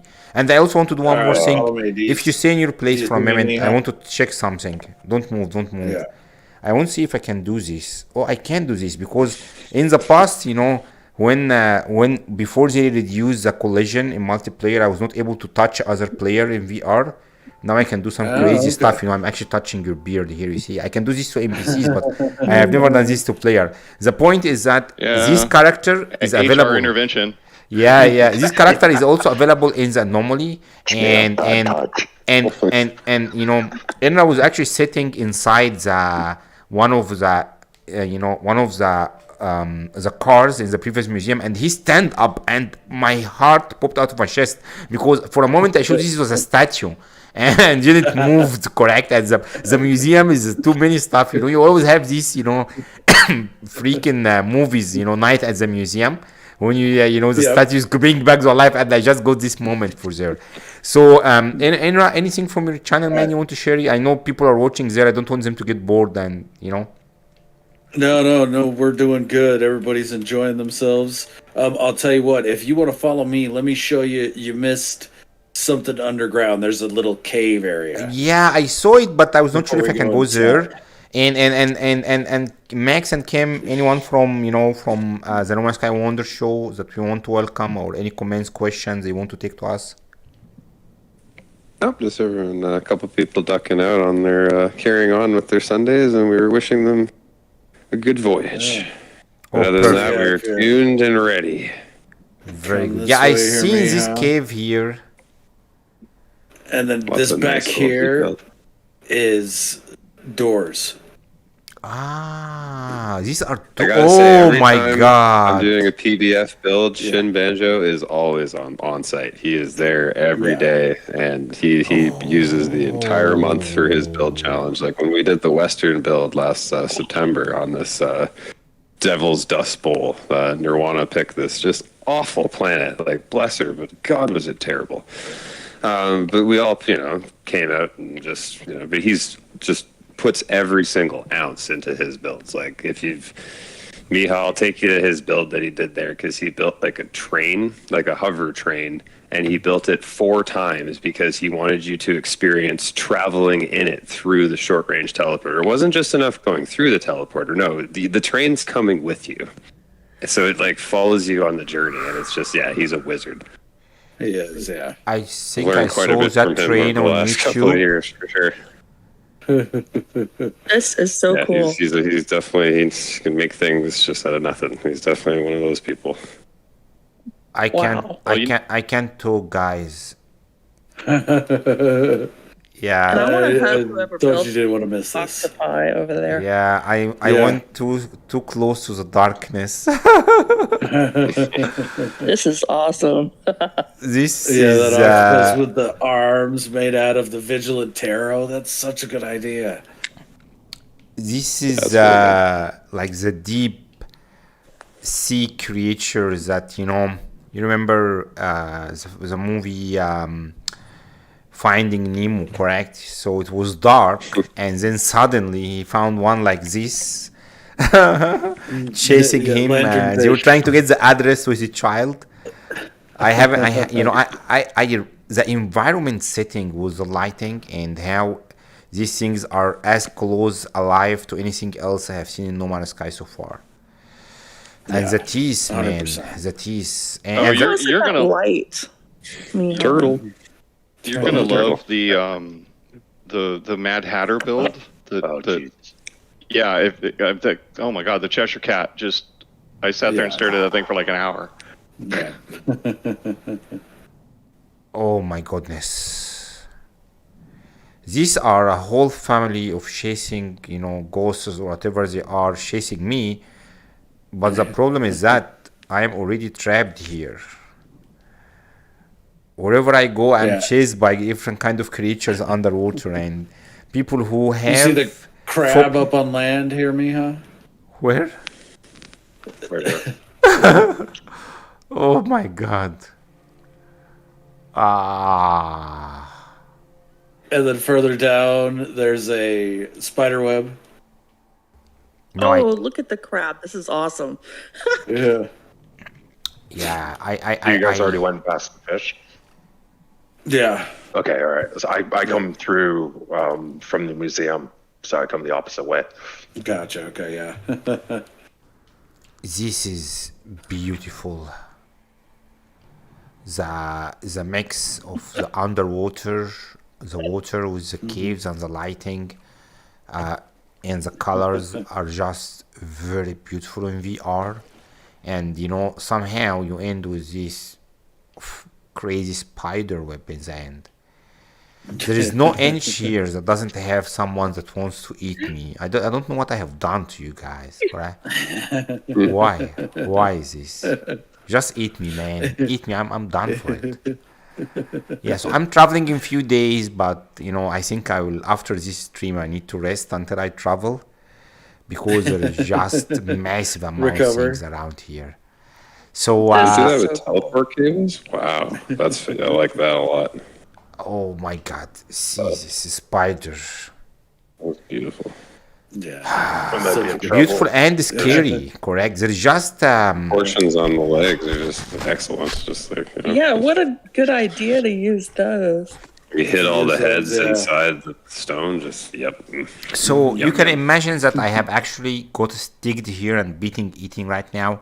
I still want to reach the moment where you guys. Delicious. Yeah. No, I don't think I look. You have a Mediterranean seasoning to you. Watch out here. Yeah, Internationally acclaimed palate. Why? God, I'm hungry. This looks evil. Go ahead. It's a Distant Worlds tagline is, I'm going to steal that. Yeah. What's going on? No, all throughout the tour, Enra was doing streams throughout most of the bases on the tour.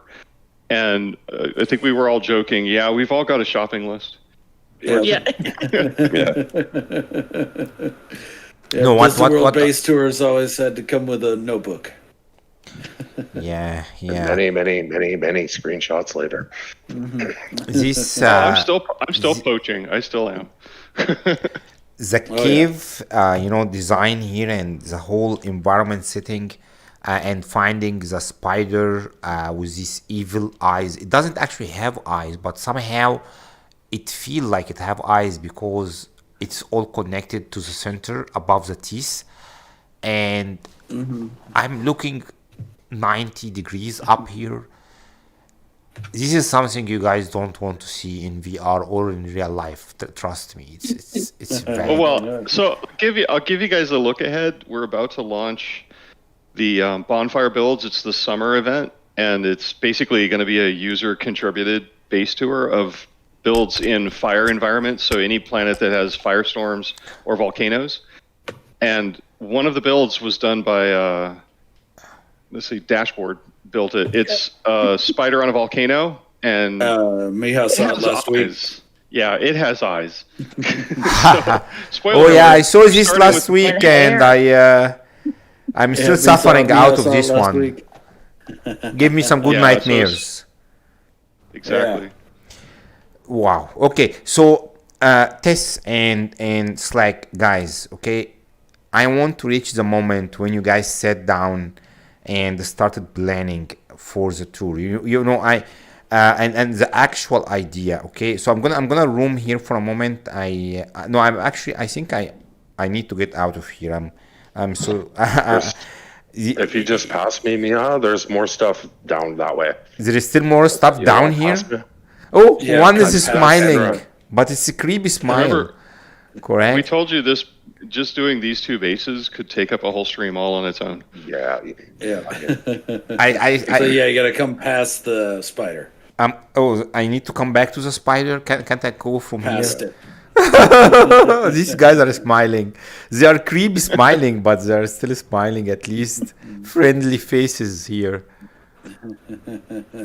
Wow.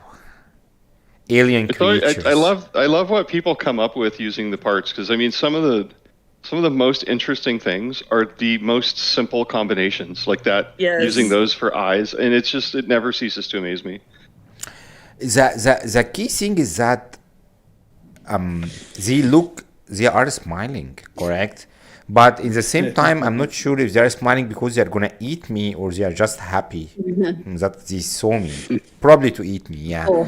A little bit of both. A little bit of both. I mean, they have been in a cave by themselves for a while. If my bagel could They are only happy see to me see now. you. Food is here. All right. So yeah, Tess, and it's like you guys, if you want, to continue with the story. So for the people who just joined now, and I guess hopefully everyone who's been watching since a while. Wow, beautiful. We have been through the first phase, correct? The first actual problems.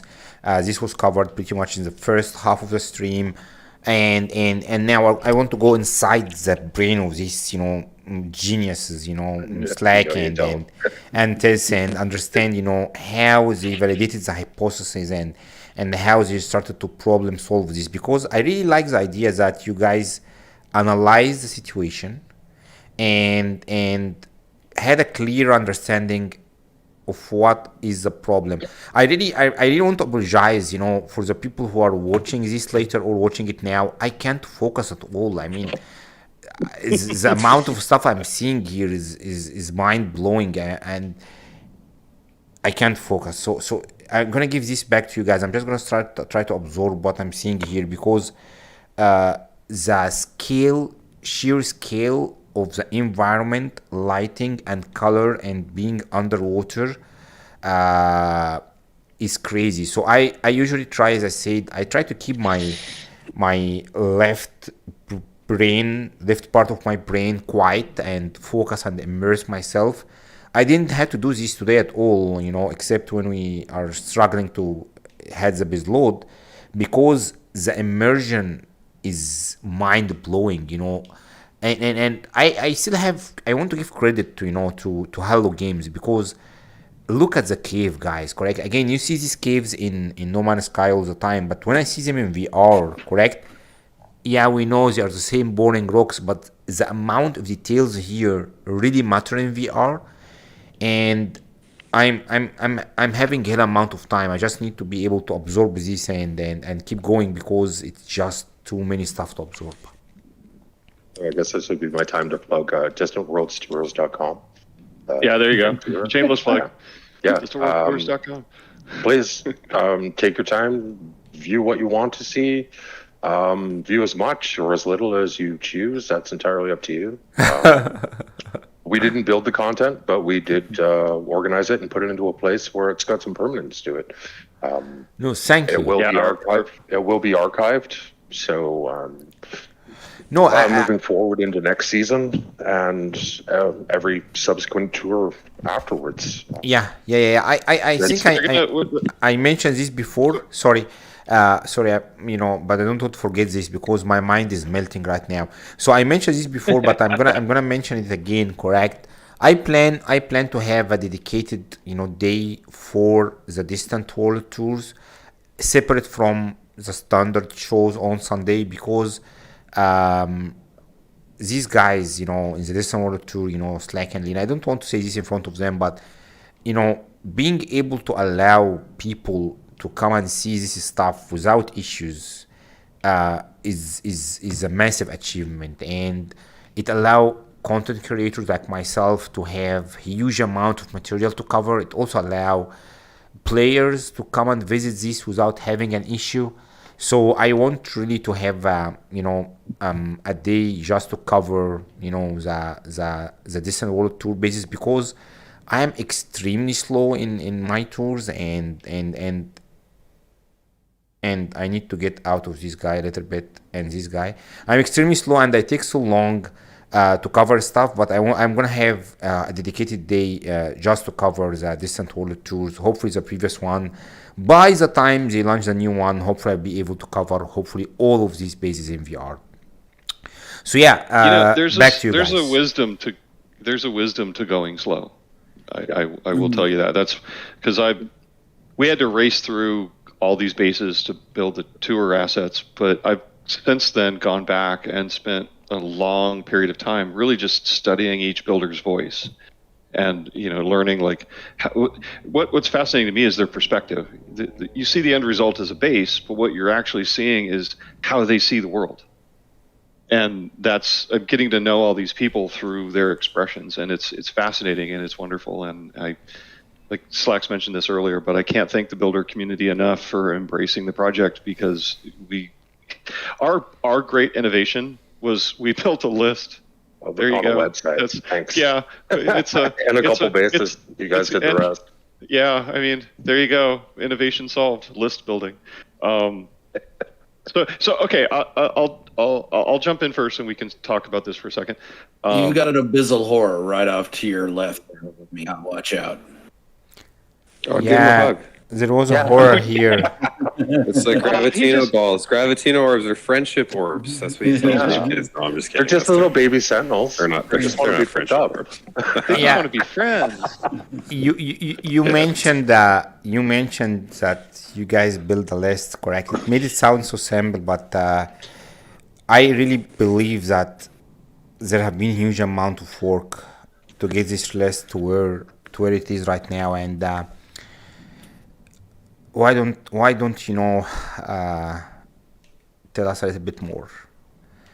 Well, so the simplest way to think about it is context, right? If you look at what we did, and I love to keep touching on this, is it's problem solving, right? Builders are problem solvers. So it's how you approach the problem, and if you start by asking questions. I'm getting an echo, by the way. If you start by asking a question, like we started with, well, this all sucks, and we, instead of dwelling on that, we turned it into, well, how might we make it better? And we started breaking it down, and we started figuring out ways that we could use the way the system works to actually work in our advantage. So Slacks mentioned this earlier.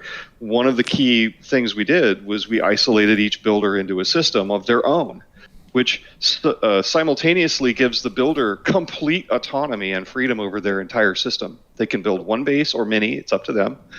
And immediately displays any griefers as what they are. Because if you go to the website looking for, say, Maximus is built, and somebody else has put a base there, you know that other base is the griefer. He's the bad actor. Right? So that brings us back to, you were asking about what was the trigger, right? We were talking about this, and to be honest, the moment that we made the decision to move forward was somebody dropped what I call the dumbass dome on top of everybody's builds in Unification Day, and it broke the planet.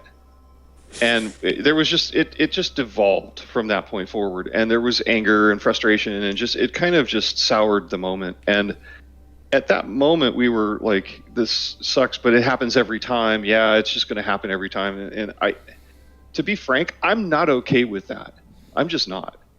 If we're not going to solve the problem, then we're accepting that it's just going to be okay. And I'm not okay with that decision. So we decided at that point, it's like, well, let's do something better, right? That we know what the problems are. We know what some hypothetical solutions would be. And we know where our targets are. Let's do a thing. So in December, we decided, we'll go forward and do it, right? And so unfortunately, the impetus to do the tour was based on a negative experience in one of these events. And as a result, we make a conscious effort to not dwell on that. There's a sense of like we're addressing griefing and poor performing behavior. That's like a less than 1% of the reason to do this, but it is the catalyst that drove us to act, because this should not be acceptable. The fact that everybody knows it's happening, but nobody will address it openly is a problem.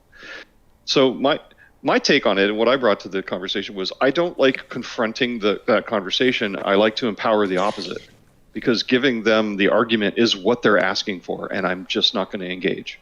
But if we create this other thing, their argument dissipates against the structure that we built, right? Because we're empowering the builder. That's it. That's the core of it, is how do we make this about the builder? And extension to how do we make this about becoming a builder? And then extension to how do we support the streaming community with rich content and introduce the builder and the streamer and then the broader community? And that becomes like the kind of three-legged stool that holds this thing up. It's the travelers, we call them, the builders, and the media. And those three components are what we service. So it is unfortunate that the catalyst that drove us to act was a severely negative behavior.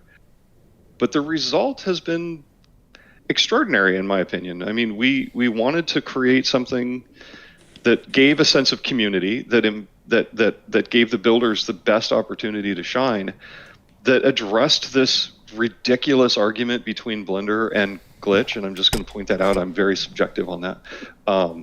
And that really gave an opportunity for people that are just understanding what building is to really see kind of a trajectory and ultimate possibilities. And the last part would be object permanence, right? We have everything cataloged on these quote unquote lists, and it's not going to disappear like posts in Reddit, right? It's going to be there.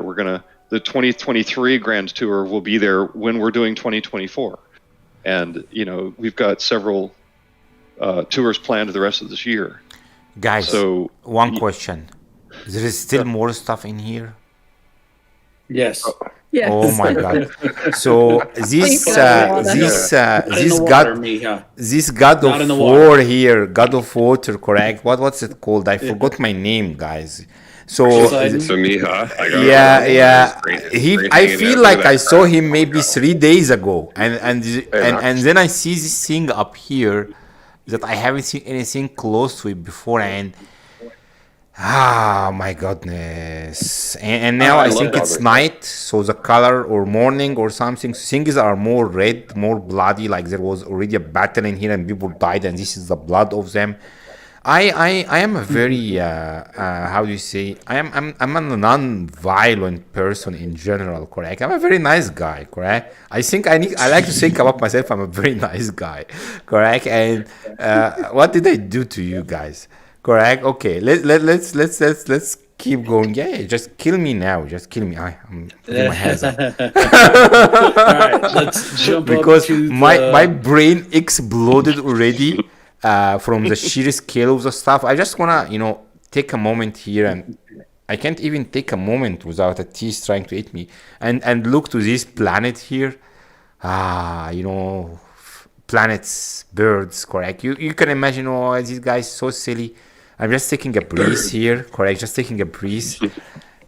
Where there is, nothing trying to eat me or, blow me away or eat me or cut me to solid pieces. Ground, me. Solid ground. Yeah, solid ground, Right. Here is this cool guy. You see this cool guy? We'll see you soon. We'll see you next week. yeah, you see this? Yeah, enjoy. Great to see you. Bye, Max. Bye-bye. Bye. So what I was trying to say is that you see this cool guy here, and you imagine that, this is a cool, nice, funny thing, but you see there is still a little bit of sarcastic smile under its eyes, and now I understand why, correct? This is just a welcoming message, but in reality people will come here in VR, will get their ass kicked for sure. Okay, man, let's go to the entrance and let's let's continue, and I think we are getting close. I to the understanding follow me up to the balcony here. Of the reasons. We know the reasons why, and let's go in, and you mentioned that the list was a great invention. It sounds so simple, but I think there is way more to that. So yeah, let's continue with the story. It's a way for us to show builders and travelers alike, content creators, etc., other builders. Like if you look at the website, you'll see that there's points of interest which are bases that we've seen or picked up on Reddit and weren't able to get in contact with necessarily with the builders themselves in order to do a full-blown waypoint on them. On the waypoints, we have a builder bio. We list their social media if they want to share it. Any content that any streamer provides to us, we embed that video into the site as well. Really, all we're doing is promoting the aspect of this game that we enjoy the most, which is the building. But So, when was the aha moment, correct, that you actually guys came up with the idea of making a list or points, drop points who to? do you? It was literally, who do you know as a builder? Who would you like to, what do you think we could get on board? Well, the structure comes from the way Distant Worlds was handled in Elite Dangerous, right? They had several hundred stops along the way to cover the journey, but they did it in 10-day segments, and that there was some purpose behind that. But if you think about like when you're basically the tour is a story, right? It's so you want to control the pace and the time. There's a tenet in architecture that you tell somebody where they can go, but not how they get there, or you can show how to go someplace, but not where it leads. And both of those types of approaches in environment design, like an architectural design, are playful. It makes it more interesting. So that's what fed into the structure. Is the structure actually works to our advantage from an editorial standpoint, in that we don't have to design the entire tour all the way up front. We can do it in segments, which gives us a lot of breathing room, and we desperately needed that, it turns out. But also, like we mentioned early on, is if you can see the 60 or so stops ahead of time, that's a little daunting. But if it's only 10 or 11, that's totally achievable, and it's more likely that you're going to follow. So we're controlling the pacing and the timeline and the sight lines of the story, and there's a lot of thought that we put into curating each of the stages. They all kind of have a perspective. Stage 5 was more of the interactive games. Stage 6 was a lot of the kind of really deeply intricate engineering builds. We tried to do that as much as we could. So there is a lot of overthinking, to be honest, that went into everything. Everything that happened in the structure of the tour was deliberate. What we were trying to do was make it feel organic and simple.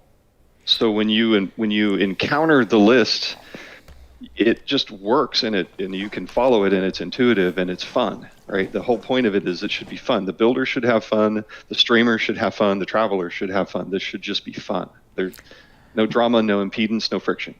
Did you had any idea on the scale that's gonna evolve in for the Grand World Tour when you started thinking about creating this list in this way, or the effort required? I did. I will say that I did. It took a little bit of convincing for Merck and Slacks to see it, and one of my favorite moments in the entire thing was when Enra finally had the aha moment of, holy crap, this is going to be huge. I don't have the time for all of this. And I was like, welcome to the party, Enra. When I'm finished. Yeah. Shortly. Hey, Delta One has joined us. No, I'll have. Hey, Delta. Hey, Delta. Hey, Delta, man. Thank you for joining, man. And you should have warned me. Delta One and Enra. Switch over to Enra, you guys should have warned me that I'm gonna get my ass kicked today. Okay, I love you, correct?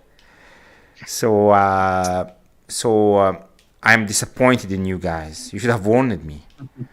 Well, we did. for what? We tried to tell you. I gave you full disclosure. Yeah, I told you this was. I told you flat out you could spend 2 hours here easily. Easy. Oh my God! Look at this. Okay, look so at this. Look at the engine, stairs. the jet engine flames. How are they The blue? stairs, yeah. Saucer shrooms. Oh, I'm totally stealing that. Nice. This is where that infinite product knowledge comes in. See, I'm totally stealing that right there. Oh, that's fantastic. Thank you for joining Delta One, and really appreciate. I really appreciate the content creator community. I actually really want to thank pretty much all the No Man's Sky community, correct, for being a very welcome community. And unfortunately, again, putting people together trying to work toward a common goal will always have trouble.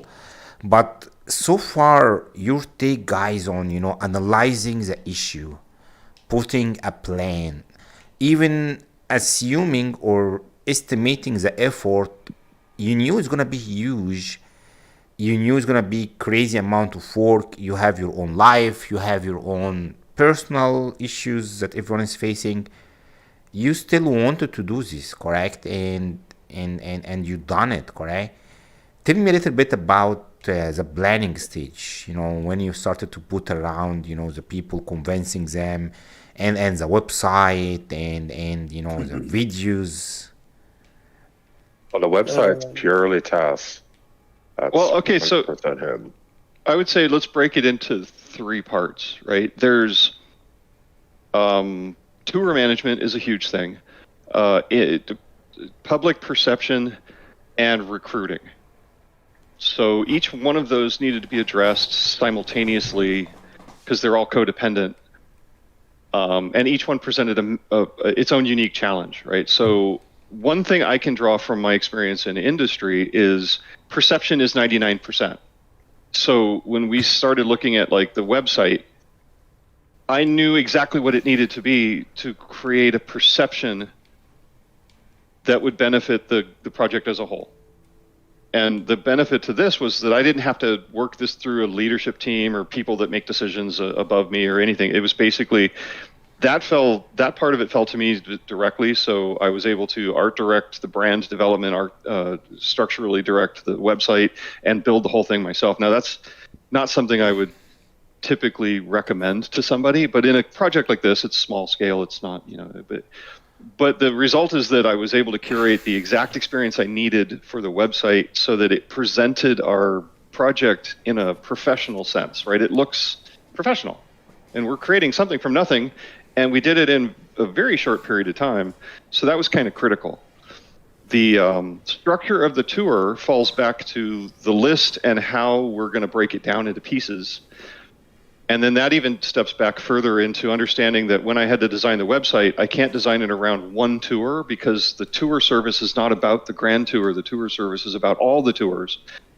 So I had to go ahead and create a whole bunch for the rest of the year just so that we could build the one, because we needed the frame of context around that for people to understand what we were up to. Scalability. And then you wanted to plan it in advance. Exactly. Modularity and scalability. Smart. Exactly. So it's future-proofed, right? It's future-proofed. And that gives us a lot of flexibility in tour design. So each one of these tours is like an experiment. We're trying different things every single time. The grand tour is the most structural. It has the most ceremony. It's got all the system scans, the ships, the multi-tools, all the critters you can tame, all the upgrades you can buy, all of that. That's an intense investment in time. We're only going to do that once a year. The rest, like the bonfire builds that's coming up, so we've had 3 tours since Grand Tour. In stage 6 of the Grand Tour, Slacks is part of the HET community. I think a bunch of you are. They were doing their anniversary, so they had a whole bunch of base builds. So I put together an itinerary for all of their bases so that they have a list of things you can go visit for that anniversary. Now, the anniversary only lasted for like a day or 2, but the list is still up on the website, so you can still go look. The Star Wars Day, May 4th, that happened a month ago, a month and a half ago. And so basically, I went around and collected as many Star Wars bases as I could find, and Lianeras has some of the most beautiful builds on that tour. I have to point that out. I was like, I loved the Mantis. That's the interior of the Mantis is something that none of you should miss. I mean, I focus, my builds focus on interior design, and I got to tell you, Lee, you dunked on me, seriously. And I stole your center console idea. That round center console you did in the middle of the room. I totally stole that. Yeah. Oh my God, she did the Ghost from Star Wars Rebels, and I cannot enough tell you how beautiful that is. I was stunned. I was absolutely stunned. Spaceships. Yeah, absolutely. So we've done a few tours now. The Star Wars tour was basically me trolling Reddit, and the bonfire builds is a different type of thing. We're it's open to the builder community. It's basically, you can submit as many as you want. The difference here is you don't have to submit one base. It doesn't have to be a new base. If there's anything built on a fire planet, include it. This is just a summer road trip, so we're going from, fire pit to fire pit, and that's all it's going to be. And it's just a way for people to kind of be on a tour. One of the things we haven't really mentioned to anybody is, if you're on our Discord, if you've got the builder tag, it's because you participated in a tour. That's the only way to get that, right? So I haven't really spent any time like framing the community out at all. I apologize for that. But yeah, to be a Distant Worlds builder, all you got to do is build and be on a tour, and that's all. To be on a tour, all you got to do is ask and participate. And be there. So that's it. So the third component. Yeah, please. I mean, because so the reason why I specifically asked for people to respond to DMs is, since Tesseract is doing all the behind the scenes of actually hand coding the site, I'm literally giving him the information that the builders are providing to me and the streamers are providing to me just in time for him. So I'm pre-organizing it so he can do his madness with the website. Plus, I'm trying to find other people to help contribute with pathfinding, recruitment, building, et cetera, et cetera, et cetera. So like there was a time where I had gotten 3 hours sleep in 36 hours. And that was common. And that was a regular occurrence. Now, during the wintertime, that's not such a big deal because I work in trade. I build infrastructure. So when the blistering orb is in the sky in the summertime, that's usually when I'm the busiest. So I'm off in the winter. I take it off. So it provided me some type of leeway, but I can't spend that much time. I've got a 14-year-old that I've got full custody of, et cetera. We all have lives, right? But the biggest thing for me would be to, if you're going to participate, actually participate. If you can't, just let me know. I'm not going to be mad. I won't be upset. Just don't say you're going to do it and then kind of leave me hanging. Yeah, because if you can't meet a deadline, that's fine. Let me know, and we can move you to another deadline. Right? Yeah, so the structure of that was one of the other benefits of segmenting the tour structure for something complex like the Grand Tour. Scheduling was part of it. That's where tour design, infrastructure, and recruiting kind of met head to head. And I'm going to ping you on this to dive into it a little bit, but the piece that we struggled with the most was everybody wanted to be in stage 6 because they wanted the most time to build. So pulling people forward into the earlier stages. And for those of you who did like commit, I honor you greatly. And there's a reason why Slacks came up number 1. Inside baseball, Slacks, Merc, and I were all going to do builds. We were considering doing builds for the tour. Now I was probably not going to, because I wanted to have I'm imposter syndrome. Just insert imposter syndrome here. Oh my God, I'm back down here. Yeah, but what it came down to was we considered ourselves floaters. Like we would fill a gap if we didn't have enough or a builder had to pull out, we would inject ourselves. What we rapidly found out was populating stage 1 was problematic. We came up on everybody really fast. I do not blame them for their reactions. We came up at them with a completely weird idea that drew a lot of side eye and activated a lot of people's sort of protection, which just to this day feels kind of weird to me, but whatever. But yeah, Slacks ended up first because in the first leg of the tour, you'll notice everybody did 1 base except me and Fishhead. Fishhead did 5, Slacks did 3. Now, when I'm looking at when I'm organizing stage 1, I don't want the first stop to be 1 base, which means 8 of those 10 builders can't be number 1. And I didn't want to be Fishhead because it's too many in the first part. What you want to do is create a sense of drama. So you start off strong, you build some tension towards the middle, and then you kind of build to a resolution at the end. Each of the stages does that, and then all the stages combine to do that. That's storytelling architecture. So mathematically, what? Go ahead. You call it Fishhead. I've been calling him Mr. Pisshead. I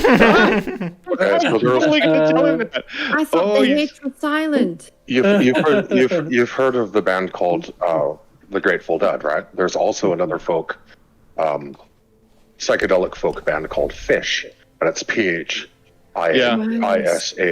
right? So Fish is his favorite band, so he calls himself Mr. Fishhead. Right. His other alias Yeah. is Bionic Heart, and that's because he's had some surgery on his ticker. So he's in No Man's Sky history the most decorated builder by Hello Games. He's had the most. He is currently he's in the anomaly right now. So is Sparkle. Yep. Our joke. Yeah, and that's his third time there too. Yeah, he's in there all the time. Our joke on the inside baseball track when we were looking for, because I was constantly pushing in every direction to get specific people, right? People I didn't know that it turns out you all know and are currently in the viewing audience. But one of the jokes I had was I wanted to get everybody that was in the current anomaly. And I'm like, I'm going to get them all. But we could never find the person that did the fueling station, the one in the middle. They never responded. Yeah, we could never get a hold of them. If you guys know him in the viewerverse, have him reach out to us. Have him reach out on Discord to us, please. Bring him in, because I wanted to collect the whole set. My other inside thing was David Ian, which brings us back to the So David Ian is Blender, and his work is probably to the Blender community. I think he's what Crisscross is to the glitch community, right? To be honest, he's way out there, and his stuff is flat out gorgeous. Yeah. What Baldwin too, what's his gamer The tag? whale. Army of Cats. He did the whale. He did the whale. And the whole thing was, and this comes back to that conversation around Blender people. What you guys didn't see was the amount of constant chasing after David, because he was so afraid to be publicized because of the amount of heat the community drove towards his builds. The Blender community was basically hiding from everybody else. And we drug him out on stage into the spotlight because, and this was my quote, "I will have that whale." He had told me in a conversation that I had initially when we were first populating stages 1 and 2. I was like, I'd really like to have your builds present. I'd like you to represent the community. I'm in a couple of the Facebook groups for Blender as well, right? And he's like, I've tried posting up in other Facebook groups and I get hate mail over it. I'm like, why? And he's like, well, because Blender. So part of the way the builds are arranged in the itinerary, it has, as Tesseract had said, it's like going to the Louvre. You're going to see sculptures, you're going to see paintings. They're going to be in the same museum, but they're not going to be juxtaposed against themselves to compare what's better, painting or sculpture, right? Like they're seen as masterpieces by themselves. Yeah, that's a pointless comparison. You can't. Yeah, can't compare a painting and a sculpture. But that draws us back to the original problem. The whole fight is based on an inadvertent proximal relationship. They can't be compared to one another directly because they're subject to different constraints. What we can do in Glitch, Blender builders can't do. What we can do in Blender, Glitch builders can't do. And that's the analogy we were drawing, was it's a sculpture versus a painting. Yes, they're both art. Why are you comparing them to each other? Da Vinci and Van Gogh are brilliant archetypes for their craft. And we compare them as artists, but we cannot compare their work. So how do we, that was the how might we, right? How might we use that structure of a museum to satisfy this problem? And I will say that the stunning thing that happened was we thought that there would be a lot of heat and argument and anger. We haven't heard any. Like, we put the Blender builders in there. There's a Blender builder in every single segment. Every stage has a Blender builder, and they're fully represented, and they're represented in situ with everybody else in the stage. But removing that proximal relationship removes the judgment capacity. And I think my comment to Slacks at the end of the tour was that all it took, really? Because that seems like, well, I had a hard time selling to people just the idea of a tour by builders for builders. Like, they thought it was, I don't know what it is they thought we were trying to do, And I'd explain it as I was trying to recruit people, and they're like, "Yeah, I'm down with it. I don't know what you mean, but I'm in." Like, okay, all right, you build, right? And I'm like, yeah, and I'm like, find a system in Euclid. Well, we freed up that constraint pretty quick. Populate it with builds. Just all I ask is, don't publish it before the tour goes live, and only one base per planet, please. Make sure it's under 3K so it'll upload. They're like, yeah. And then I get another message from them like, okay, so what did you mean? Oh. So this solved the main couple of issues with just one stone. You solved the issue regarding the rendering because, you know, it's one page per planet. You welcomed everyone, so you pretty much slightly removed or massively removed the tension between the different build styles. You also opened, you know, everything for all of the builders, so even new builders are welcome to join and feel appreciated, even, you know, even if their builds are not as, you know, impressive as the strange stuff I'm looking for right now, or even, you know, even the media and the content creator are all welcome. You know, I'm not sure if you still have anyone still listening to at least my stream, because I have a very tiny channel, but I want to say that first time I spoke to, you know, to Slacks, he never knew me. He doesn't even knew I exist. I didn't knew about a lot of the stuff because I'm just active on the No Man's Sky community on Twitter, and it's very distant from the YouTube and the building community. We just usually, you know, mostly take a lot of nice, very beautiful shots and share them there, and it's a very nice and welcome community, but it's very distant from pretty much everything else. So, you know, when I talk to, you know, Slacks for the first time, he just, you know what, I'm, you know, come and cover for us. The only thing you need to do is put, you know, ensure you keep the logo of the Distant World Tour, and then you can do whatever you want. And he just welcomed me. I mean, it really welcomed my heart. Like, it really, how do we say, warmed my heart seeing people just, you know, helping each other for pretty much no real outcome. I mean, when I tour the Distant World tours for a channel that's like 100 subscribers, there's actually no real outcome for them, but they just welcomed me. And see, Miha, if you have 100 viewers, those 100 viewers might not necessarily know Enra or Vortex or Lianeras or et cetera, et cetera, et cetera. Mm-hmm. You're exposing a potentially unknown builder to another unknown within the demographic of this game. So you're more or less spreading the love of this game to more people, right? Like one of the greatest things about this community is there's very little griefing on it. They're always welcoming. It's one of the least toxic game environments I've ever played in. Oh, for sure. 46. I've been playing video games since Atari, right? It's one of the most gamer-centric dev houses in history. Look at all just with this Expedition 10, we've had 5 patches?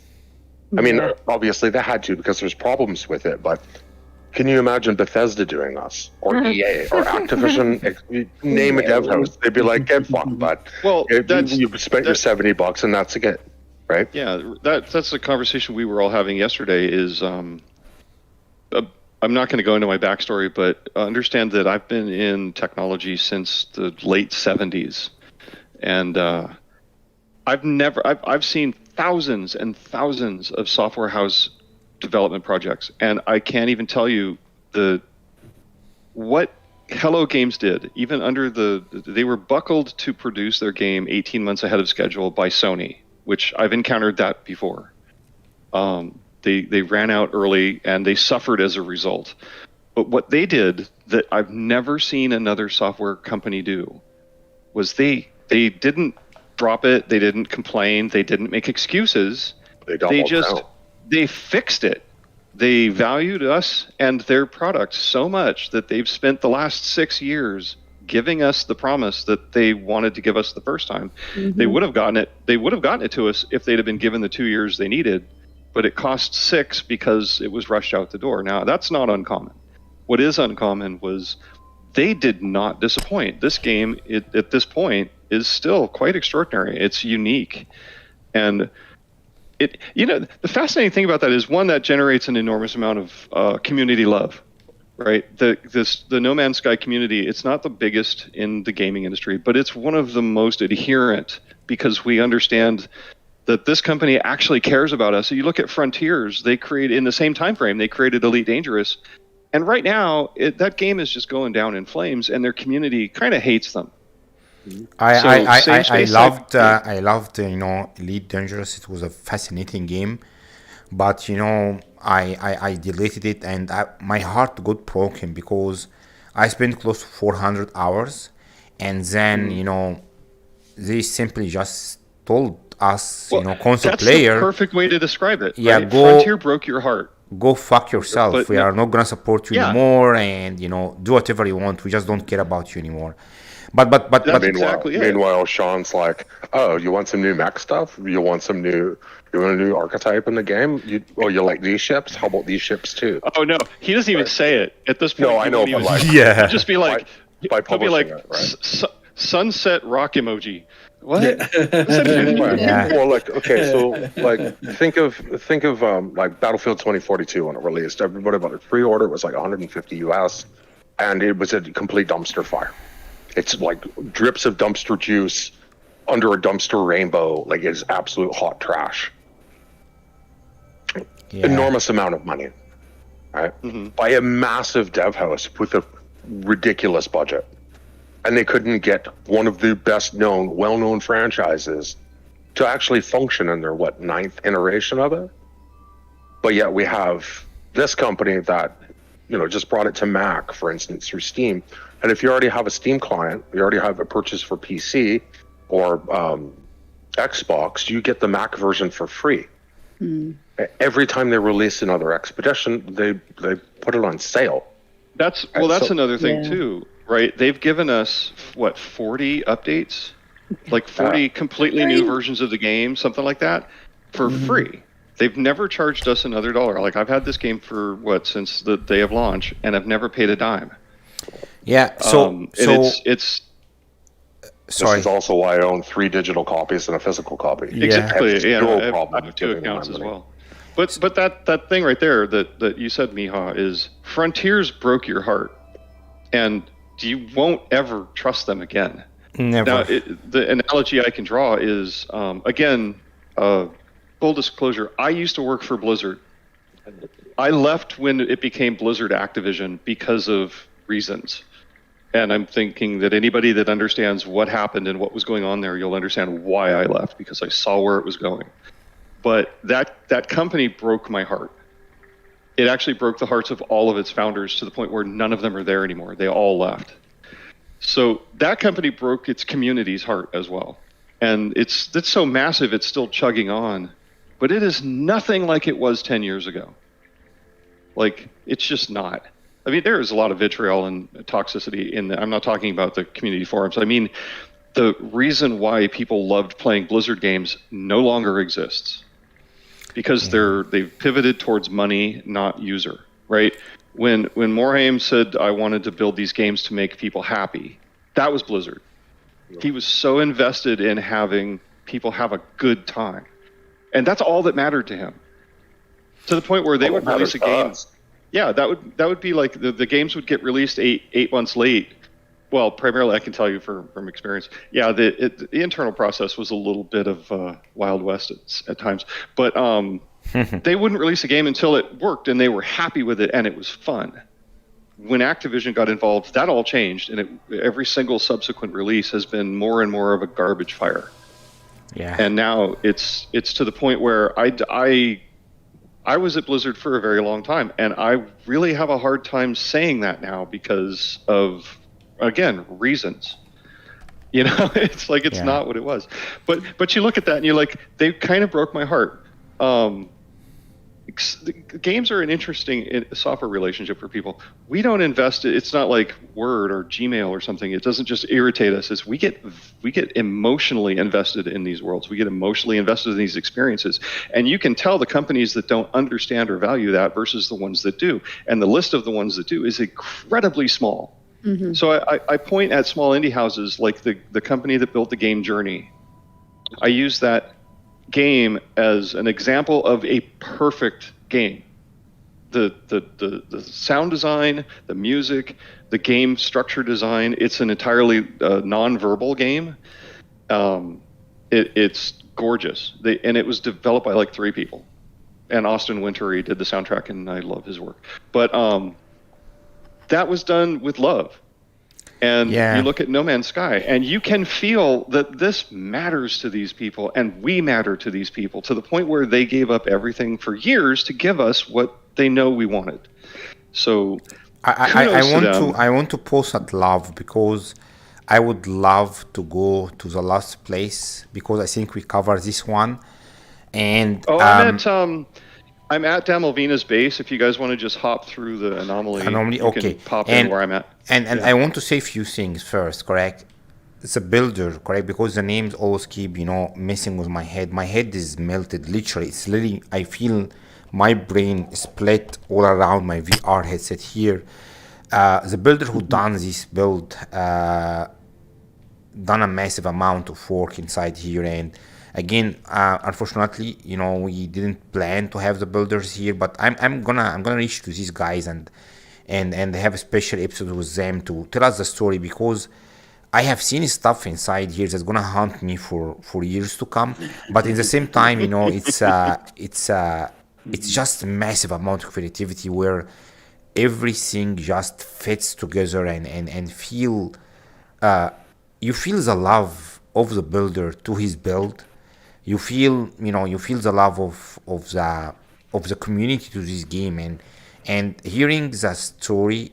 You guys didn't even reach the middle of the story yet, but I feel the love you guys have to this game, and I believe Shan, he started the seed, he planted the seed when he started working probably with the foundation stage, and that's what made everyone feel them pouring their heart, correct, in this game, and it allow everyone else to follow them. I mean, look at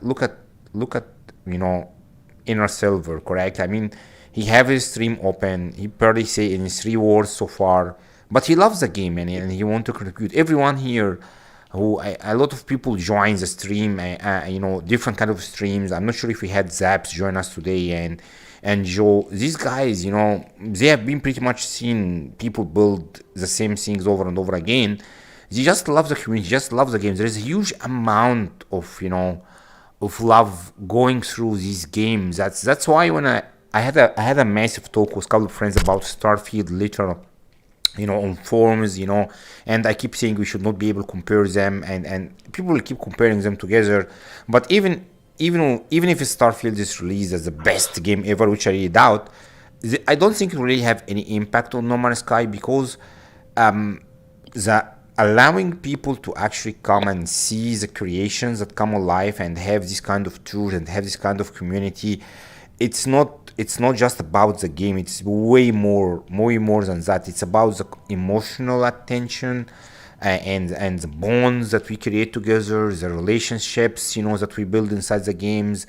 There's just too many things going on here. I don't want to keep talking, but I'm gonna join you guys, and I'm gonna give it back to you. And if you can come through the anomaly. Yeah, I'm already at Damalvina's base. I'm coming. But to wrap that back up, it comes down to trust, right? Because I just saw Delta made a really good point, is space games are always going to have their unique attributes, right? You really can't compare Starfield to No Man's Sky, because Starfield came later. It has the benefit of learning from what No Man's Sky did. But what it really comes down to is this: Bethesda versus Hello Games. Who do you trust? Exactly. Looking at you, Skyrim launch. Yeah, so I mean, Bethesda, like we were talking about this at length yesterday. Starfield is in pre-order right now. Based on recent experiences with pre-order games like Cyberpunk 2077, community has been burned again and again, and the software houses are being driven to profit, not delivery, which they want to hit a schedule to make profit, and experience be damned. And we all know that's going on. So we look at Starfield with side eye as a result. Oh, yeah. It has all the hallmarks of overpromise and brought in too fast, and Bethesda, and all of those things are like, yes, that happens. Yes, that happens. No, I don't trust them. Just one thing, I didn't see the message to travel to your location, so I'm gonna try again. And I just want to confirm is that I really hope Starfield will work, correct? Because we all are here because we love sci-fi, we love space, so we really wish it worked. But I didn't pre-order it for multiple reasons. I just don't enjoy flat screen gaming anymore. I'm still for sure gonna buy Starfield, but I want to see how it's gonna go first. You're a dimension snob. Oh my god! Look at you. Yeah. No, I see. Yeah, before. Look at you and your articulated hands looking down on the rest of us. Before moving parts guy. Oh my god, you're so 2D. Yeah. No. It's the point is that unfortunately, Bethesda used to love VR, or they used to support VR. Skyrim in VR is a very good game until now. Unfortunately, they didn't port it to PSVR 2, and unfortunately, Microsoft is just a so greedy company. They are just waiting for the VR market to mature and be strong enough, and then they will start entering it. But I really hope Starfield will be in VR one day. But I'm still gonna buy the game. I think any single person who loves science fiction will still buy Starfield. It's gonna be working or no, it's a different story. But let's go back. Let's go back to the tour, correct? And the planning phase, the coordination. So just like his main job was reaching to the builder, ensuring that we collect the number of bases, and ensuring that the builders don't announce the build before there's time in the tour. That got modded on day one, actually. Yeah. And we had the point did get fortified as to why we asked for it. Well, okay, so it'll happen again. The only rule for the Grand Tour is do not share your base coordinates until your stage goes live, and then have at it. It's all you. But up until that point, we own the destination, because the reason being is the minute you put that out there, you're going to end up with bases on your planet. The Comball zombie army will incur. Everything is going to happen, right? So up until the point that your stage goes live, we can control that dynamic. But the minute your stage goes live, it's open to the public, and it's now not in our hands. So, and I'm not going to out their name because we all know who they are, but the first week we had people in the Discord, somebody shared their coordinates with a friend, quote unquote, and less than an hour later, there was a massive penis base right on top of him. Which ruined the whole idea, correct? And my joke was my joke at the time was, I've only had to boot 2 people from the Discord, right? And our ban list is actually empty because I don't ban people. I just boot them, and then they figure out their shit. They can come back. This guy was the first one, and my comment at the time was, I'm not booting him because he griefed. I'm booting him because he put so little effort into it. He could have done better. Oh. Yeah. Okay, to go back to the conversation we were having about Starfield and Distant World, No Man's Sky being like comparative against each other, I don't feel that Bethesda is actually going to have, like No Man's Sky does. It has like 5 pillars to the game outside of lore: the ship hunting, creatures, discoveries, base building, etc. I don't think that Bethesda is actually going to have that much depth to the game. There'll be a vibrant storyline for it, but it's going to probably be a play through once type of game versus an endless, infinite sandbox of numerous discovery and what's around the corner like No Man's Sky is. And even if they do implement some type of base building, I highly doubt that they're going to have the peer-to-peer network that No Man's Sky has, which in many ways is fantastic, but it causes all kinds of grief for us. The case in example, when you first landed at TBAGS base, we're all in a group, but you're having rendering issues because the server is trying to feed that base to 4 players simultaneously. Right? We're all asking for these assets to show for us. I don't I can't really see, like, with my history with being a gamer and having Bethesda games in the past, is I can't see them like really pulling their sleeves up and putting in the effort to make that. Yeah, that comes down to that trust thing. Is I don't trust them to put in the effort to make it good for us. They're asking for our money, and I don't devalue the artistry and the developers, will. What I don't trust is the company is it's a juggernaut of industry, which means that they are entirely focused on supporting their shareholders, not their players. That's my distrust of the corporate gaming community. I will buy it. I will play it. I have Cyberpunk 2077. I played it. It got weird. It got better. But what Slacks is right. What you're not going to see is a No Man's Sky type of community around Starfield, unless we're wrong, and I really hope we are. I'm going to give them the benefit of the doubt, because I would love for this pattern to stop and somebody really kind of make it the new norm. Gamers?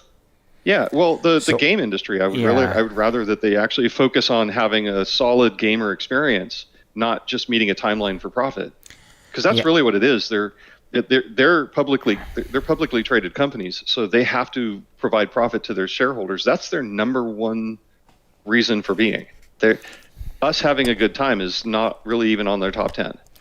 Yeah, I want to say something here, correct? So I have been playing No Man's Sky in VR 99% of my playtime, unless I'm taking some nice cool pictures, and I haven't so far. I traveled to hundreds of thousands of planets.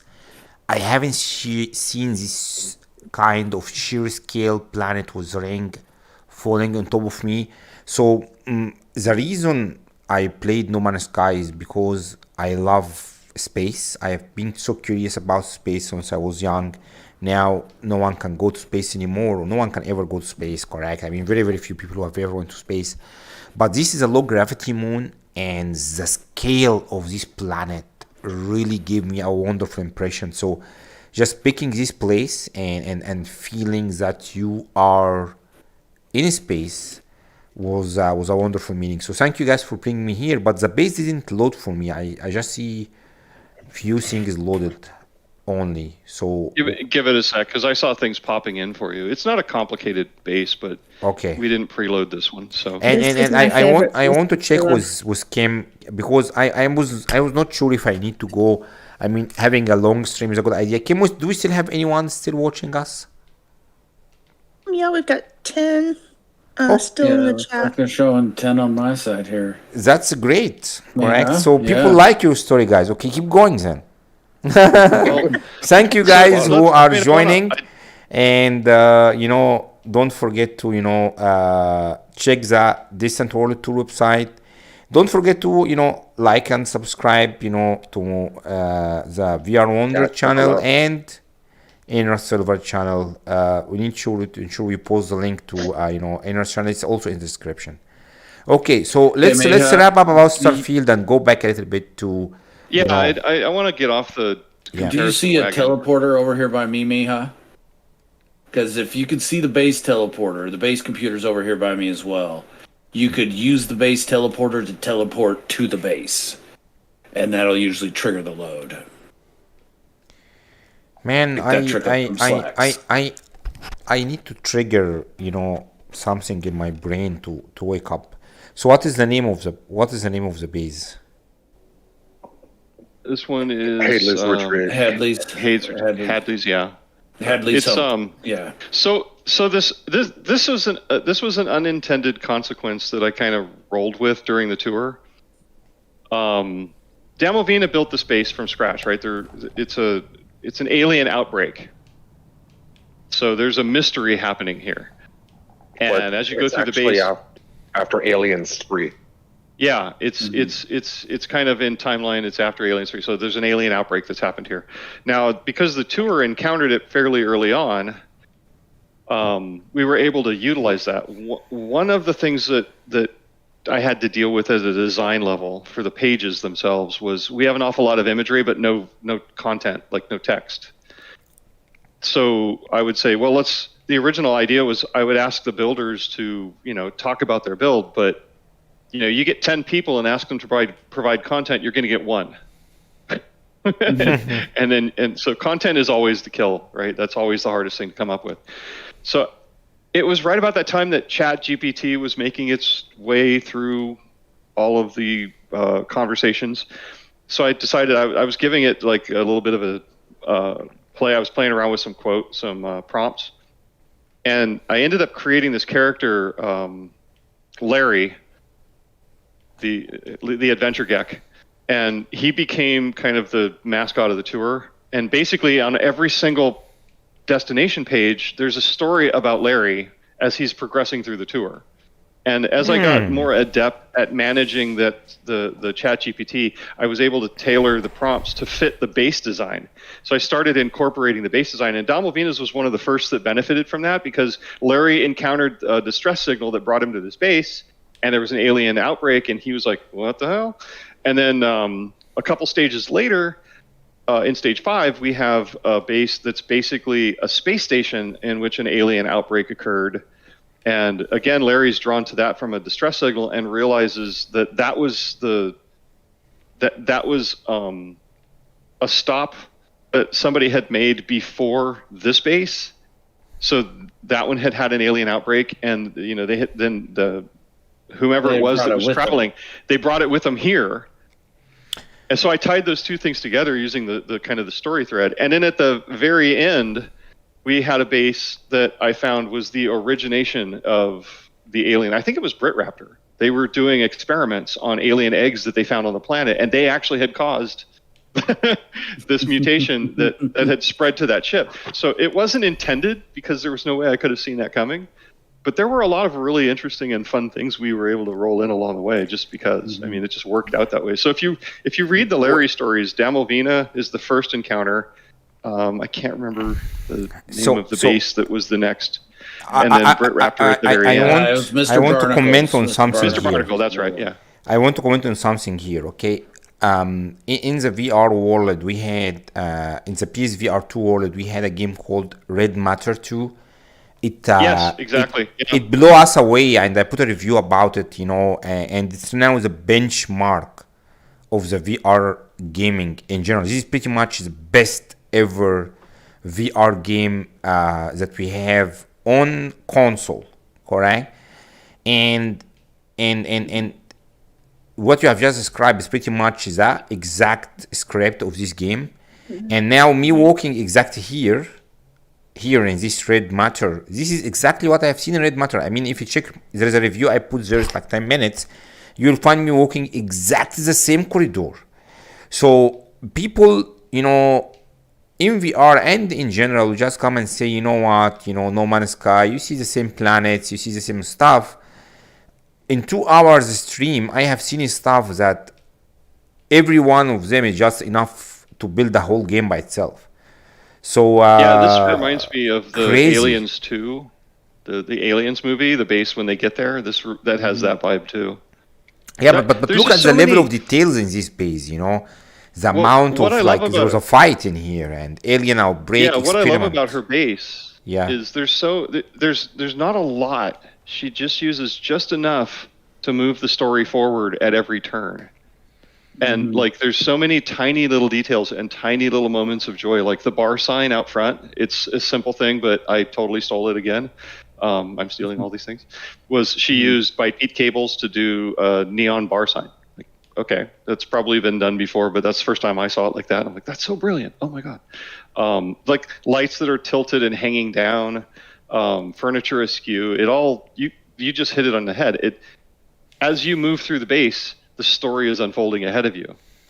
And this is a horror movie, guys. I don't like horror movies because this is when I always get attacked. Yeah.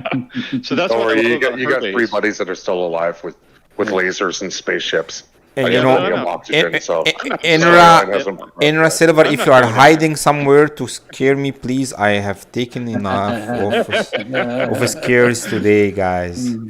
And I'm completely lost in here. I don't think I will ever be able to come out of here alive.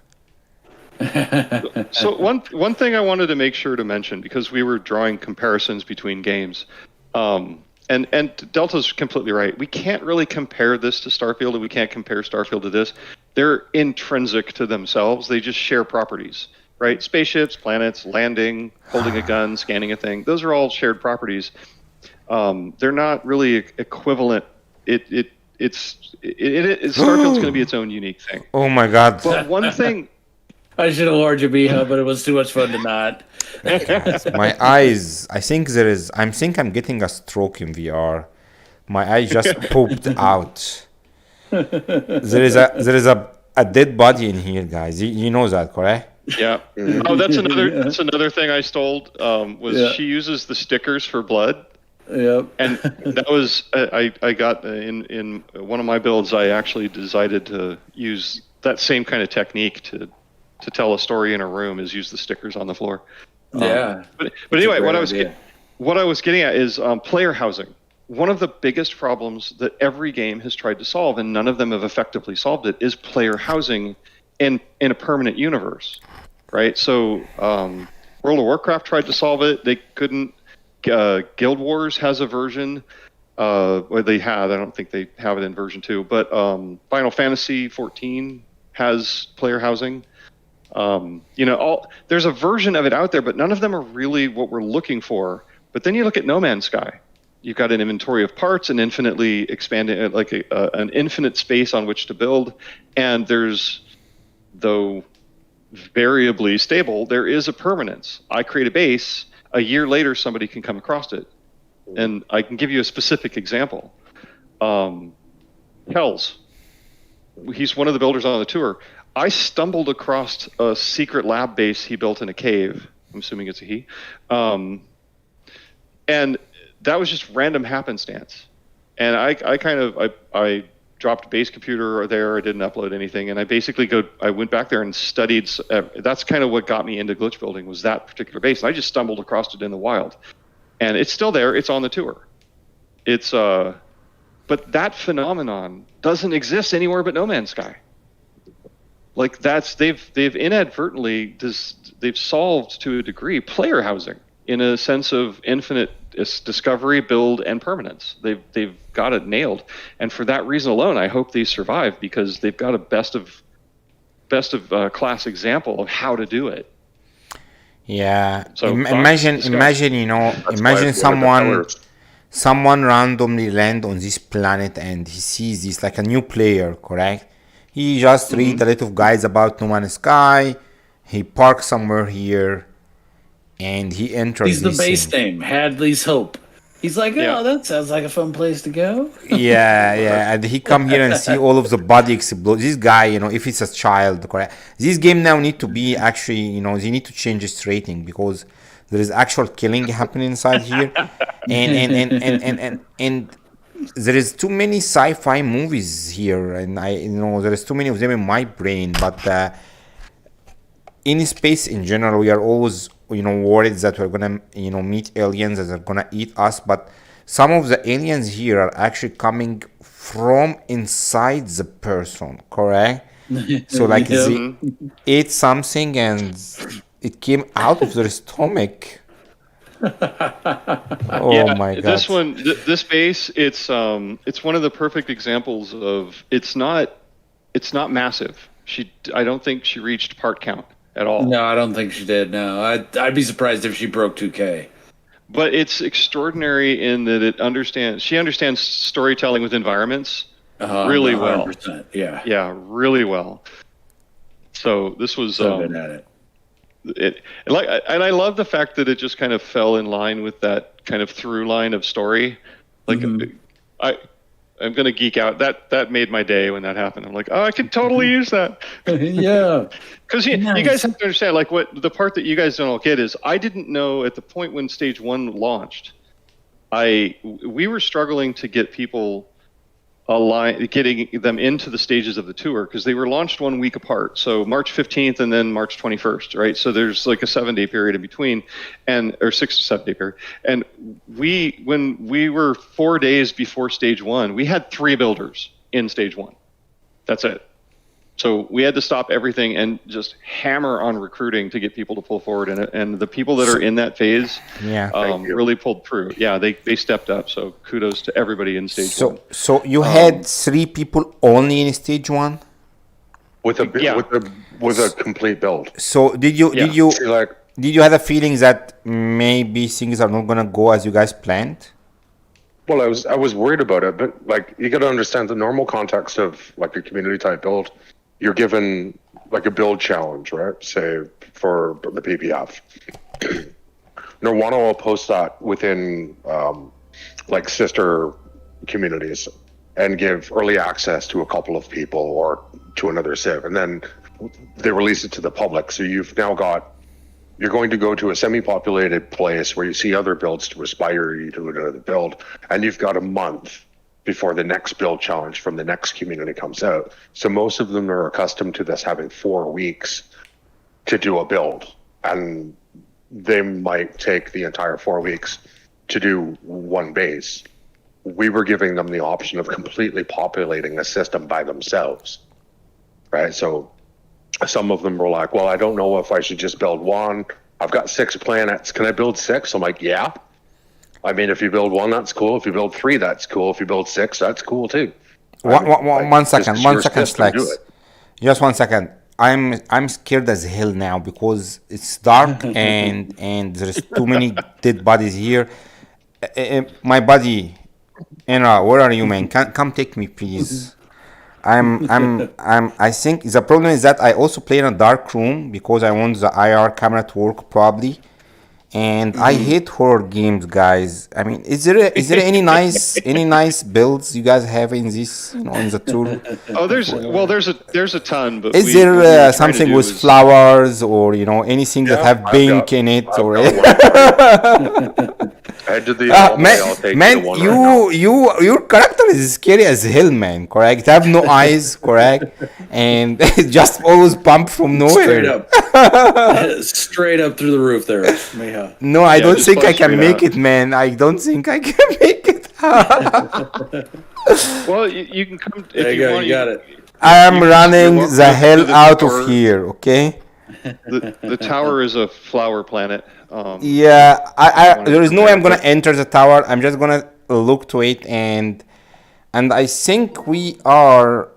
Holy shit! Okay, so I think we are been here. I mean, we have been doing this. How long we are? 2 hours now? 2 hours and a half? Yeah, 2.5. A little over 2.5. Yeah. So I think we're probably gonna wrap it there, but sorry I interrupted you, Slex. You were speaking about the standard process for the community, correct? They are usually used to this, so is it a little bit change to the standard process? A lot of it was just getting people kind of like to break the shell on, like there's a new guy in a Facebook group, me, okay, and I'm like, hey, builders, would you like to do a tour built by builders? And are kind of looking at me strange. And then I give them, the odd person would DM me, and I give them the context behind it as how we wanted to set it up. And then they would have to kind of break the shell of what the building norm was. Like, oh, okay, so we're going to go to a hub planet. There's going to be 75 bases there. My base probably isn't going to get seen. There's going to be all these other wicked bases, yada, yada, yada. And I'm like, well, I've already seen your bases. I dig your style. And that's why I've approached you.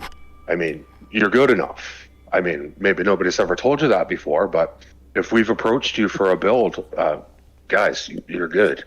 You built a dinosaur out of rocks, so shut up. Yeah,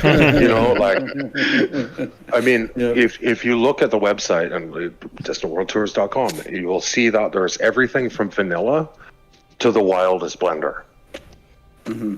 Right? So how long, how many hours did it took you guys to prepare, talk to the guys, and for having this beautiful site, and even for Lena to prepare the videos?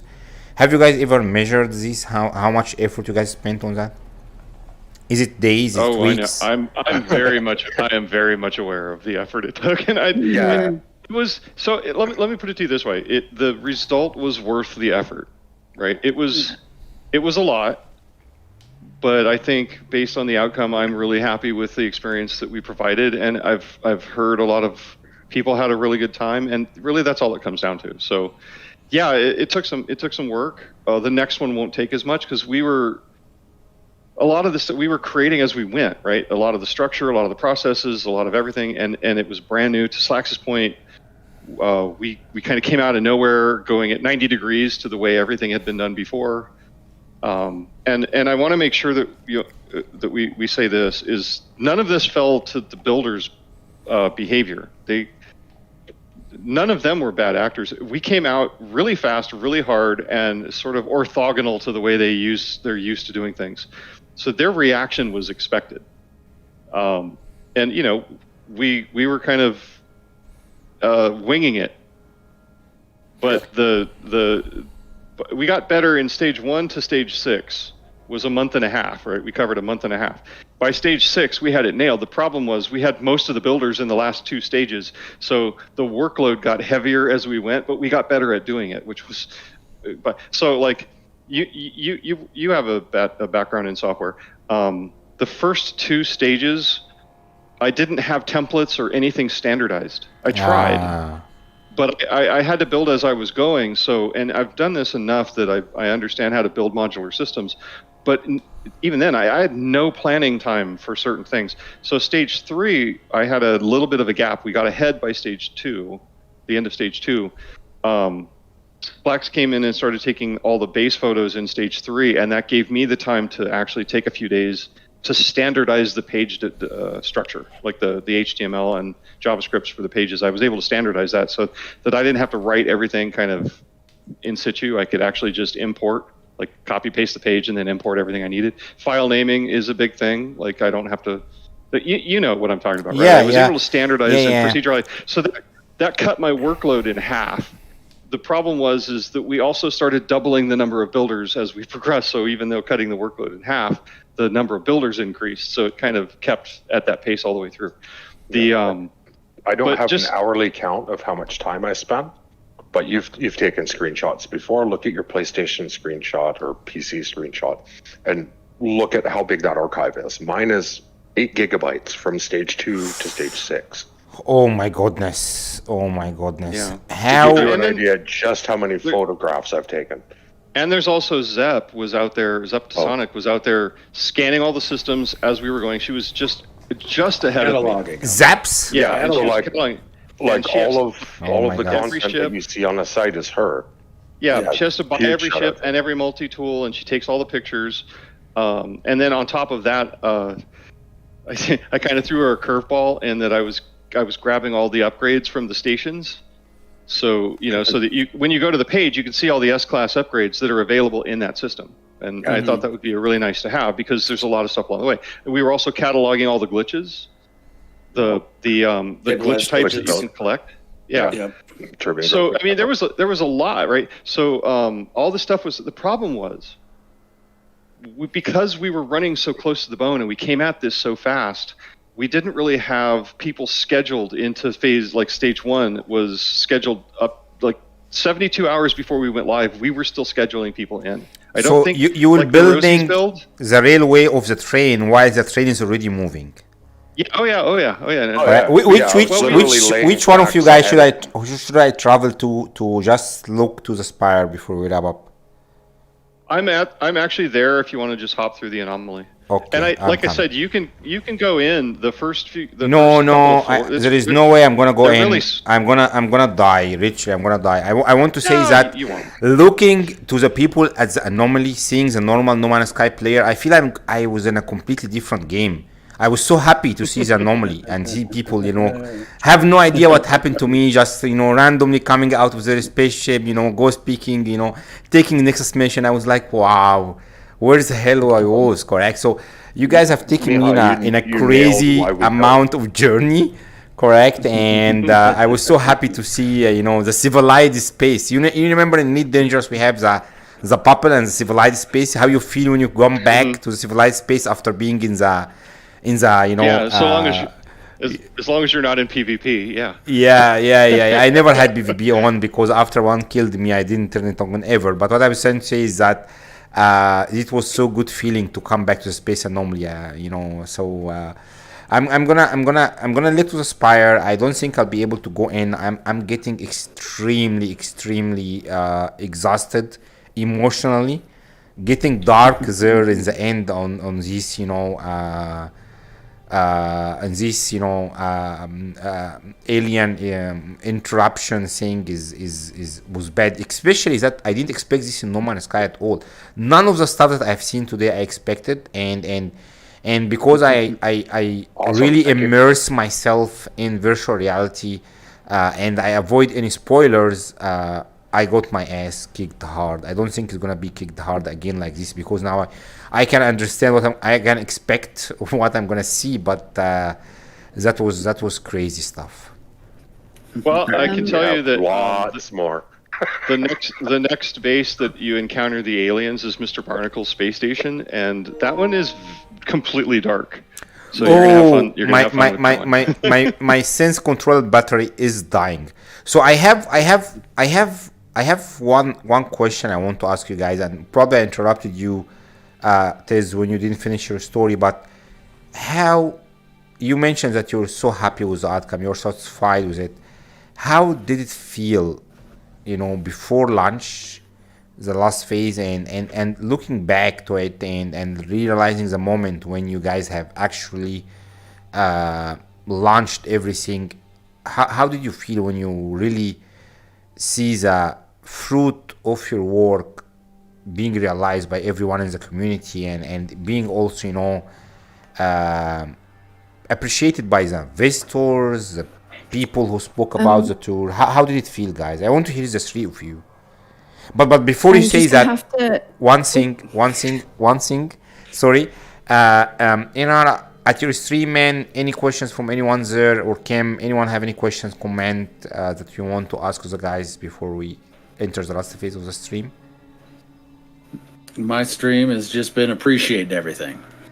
You guys are so cool, man. I mean, they are so quiet, beautiful, cool group of people, and we're an open book. Like honestly, if there's questions about the tours, if you'd like to set one up, if you have, if you guys have questions about the tour, yes, just post it there in the chat. Reach out to us on our social media, on the Distant Worlds Tour site, or Discord, Twitter, Instagram, etc.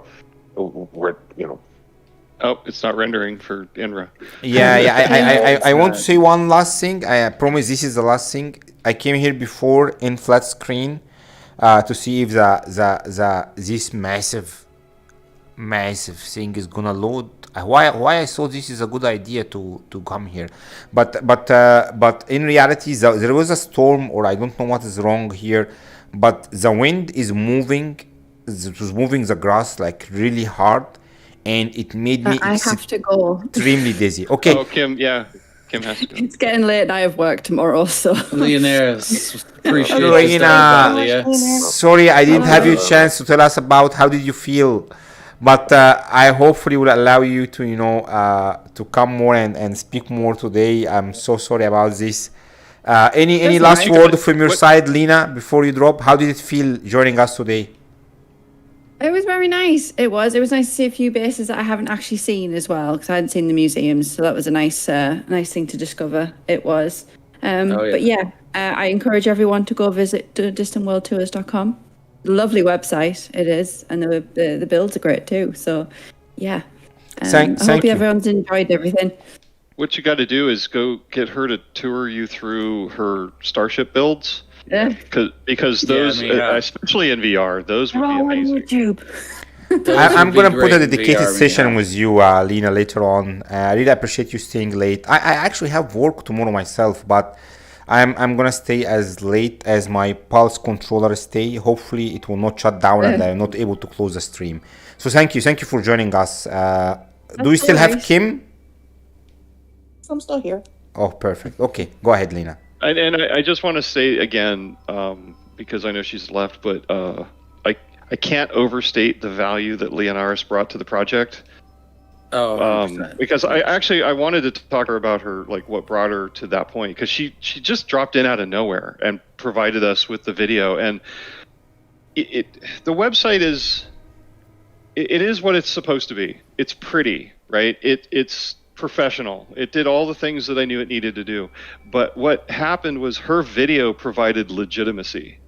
It tells the story in motion, and it became real. So you were asking me a minute ago, like, when did it become real for you?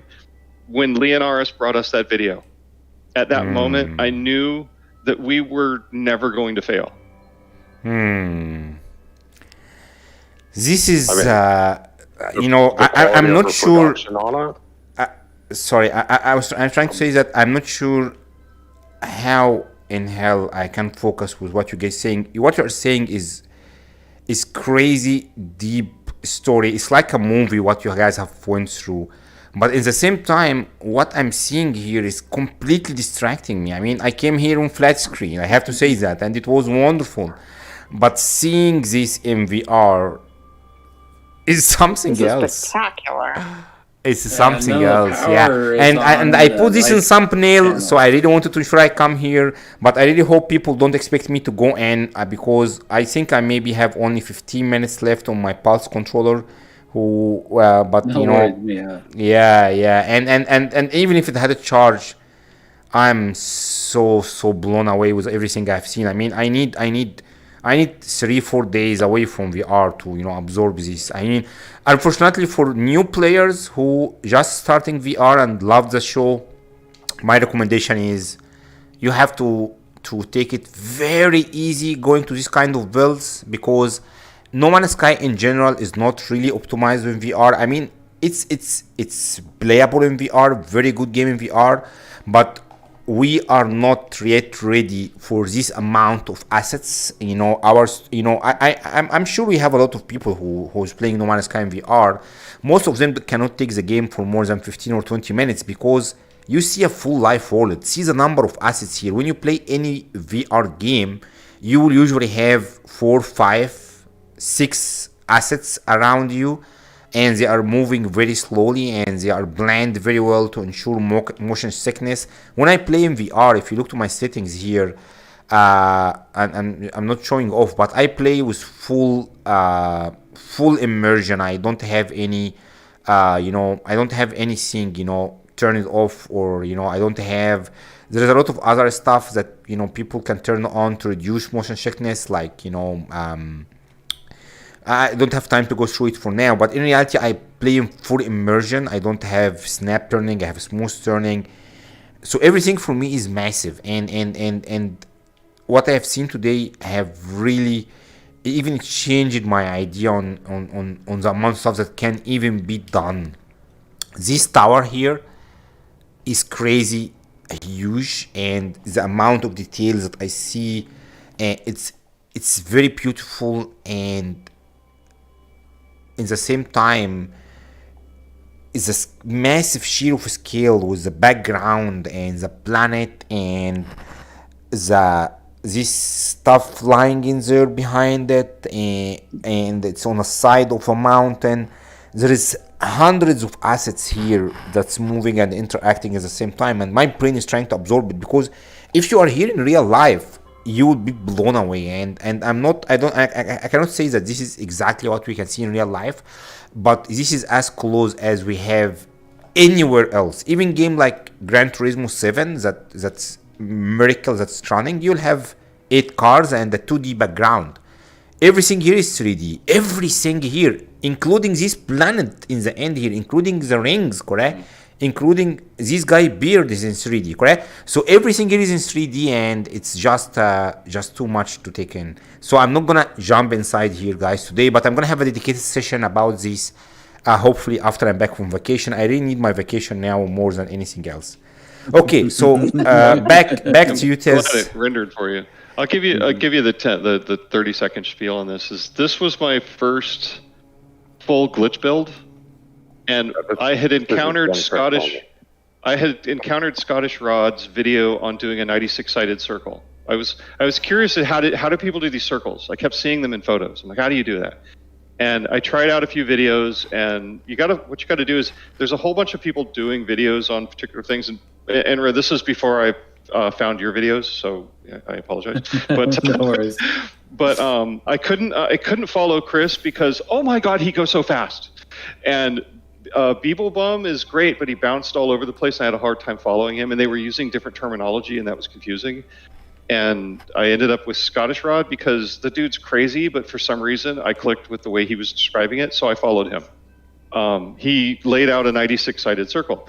Now I wanted to try it, and I ended up doing that ring.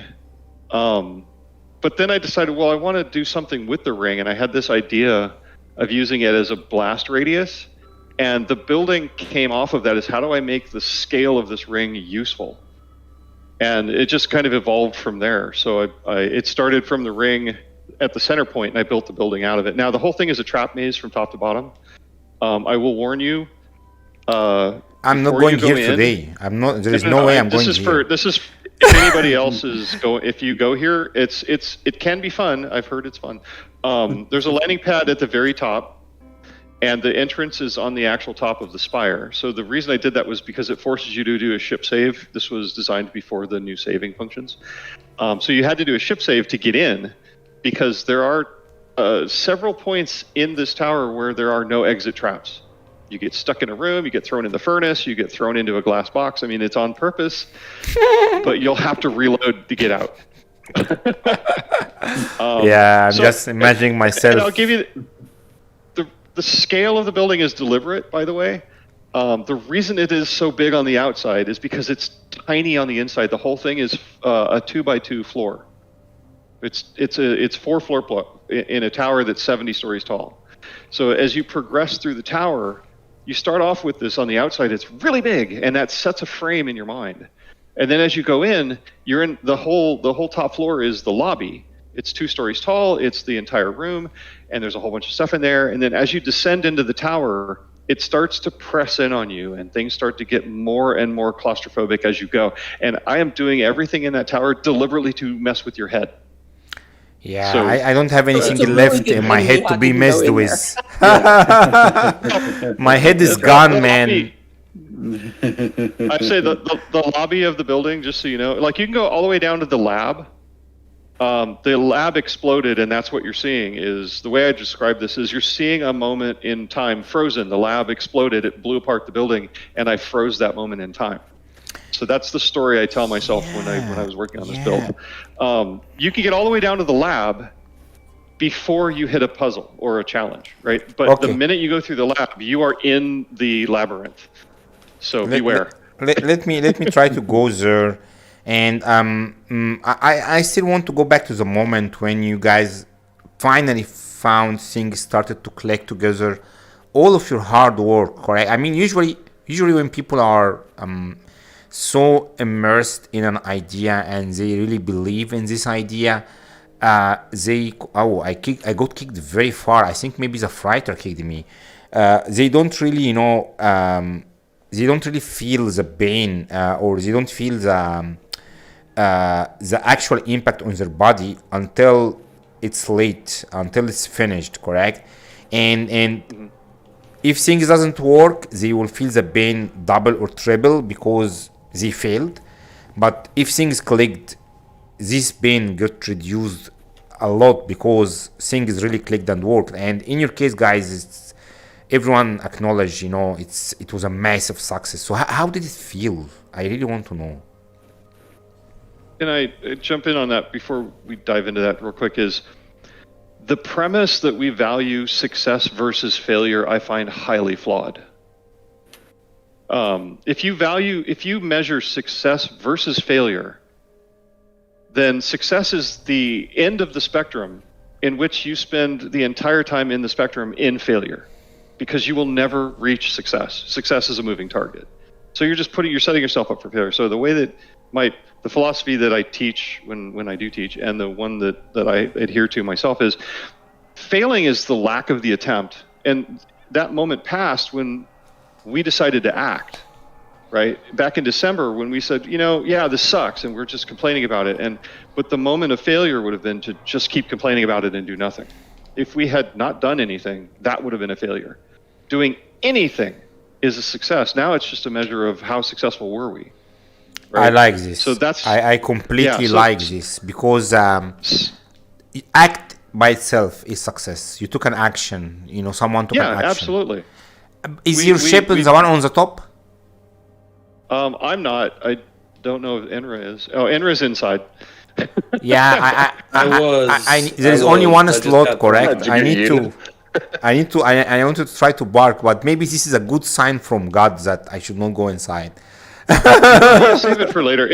It's an experience. I have a mixed relationship. Yeah, I have a mixed relationship with this because this is literally my first glitch build ever, and I'm simultaneously proud and I cringe every time I look at it. Man, let me reiterate. This is what Tesseract. The idea of having as a one-trick pony, and now he has escalated that to a 3-trick pony. So anybody's actually been on the tour and is in stream, comment on just how tricky that pony really is. We're all special princesses. The idea of having, a moment of time frozen. It's genius, man. To be honest, I mean, I'm fixated on context, right? So framing contexts are time and meaningfulness and space, and I'm really fixated on the story that a space can tell people, because we're informed by our environment all the time in real life, and games design environments to inform us, and I work in that space. A little peek under the hood. I'm a PhD in cognitive psychology. I focus on human perception and the impact that has on the brain and how it develops. So that's my backstory from way back in the day. So I'm fascinated by environmental storytelling and the structures of architecture. And that's my perspective when I build these types of things.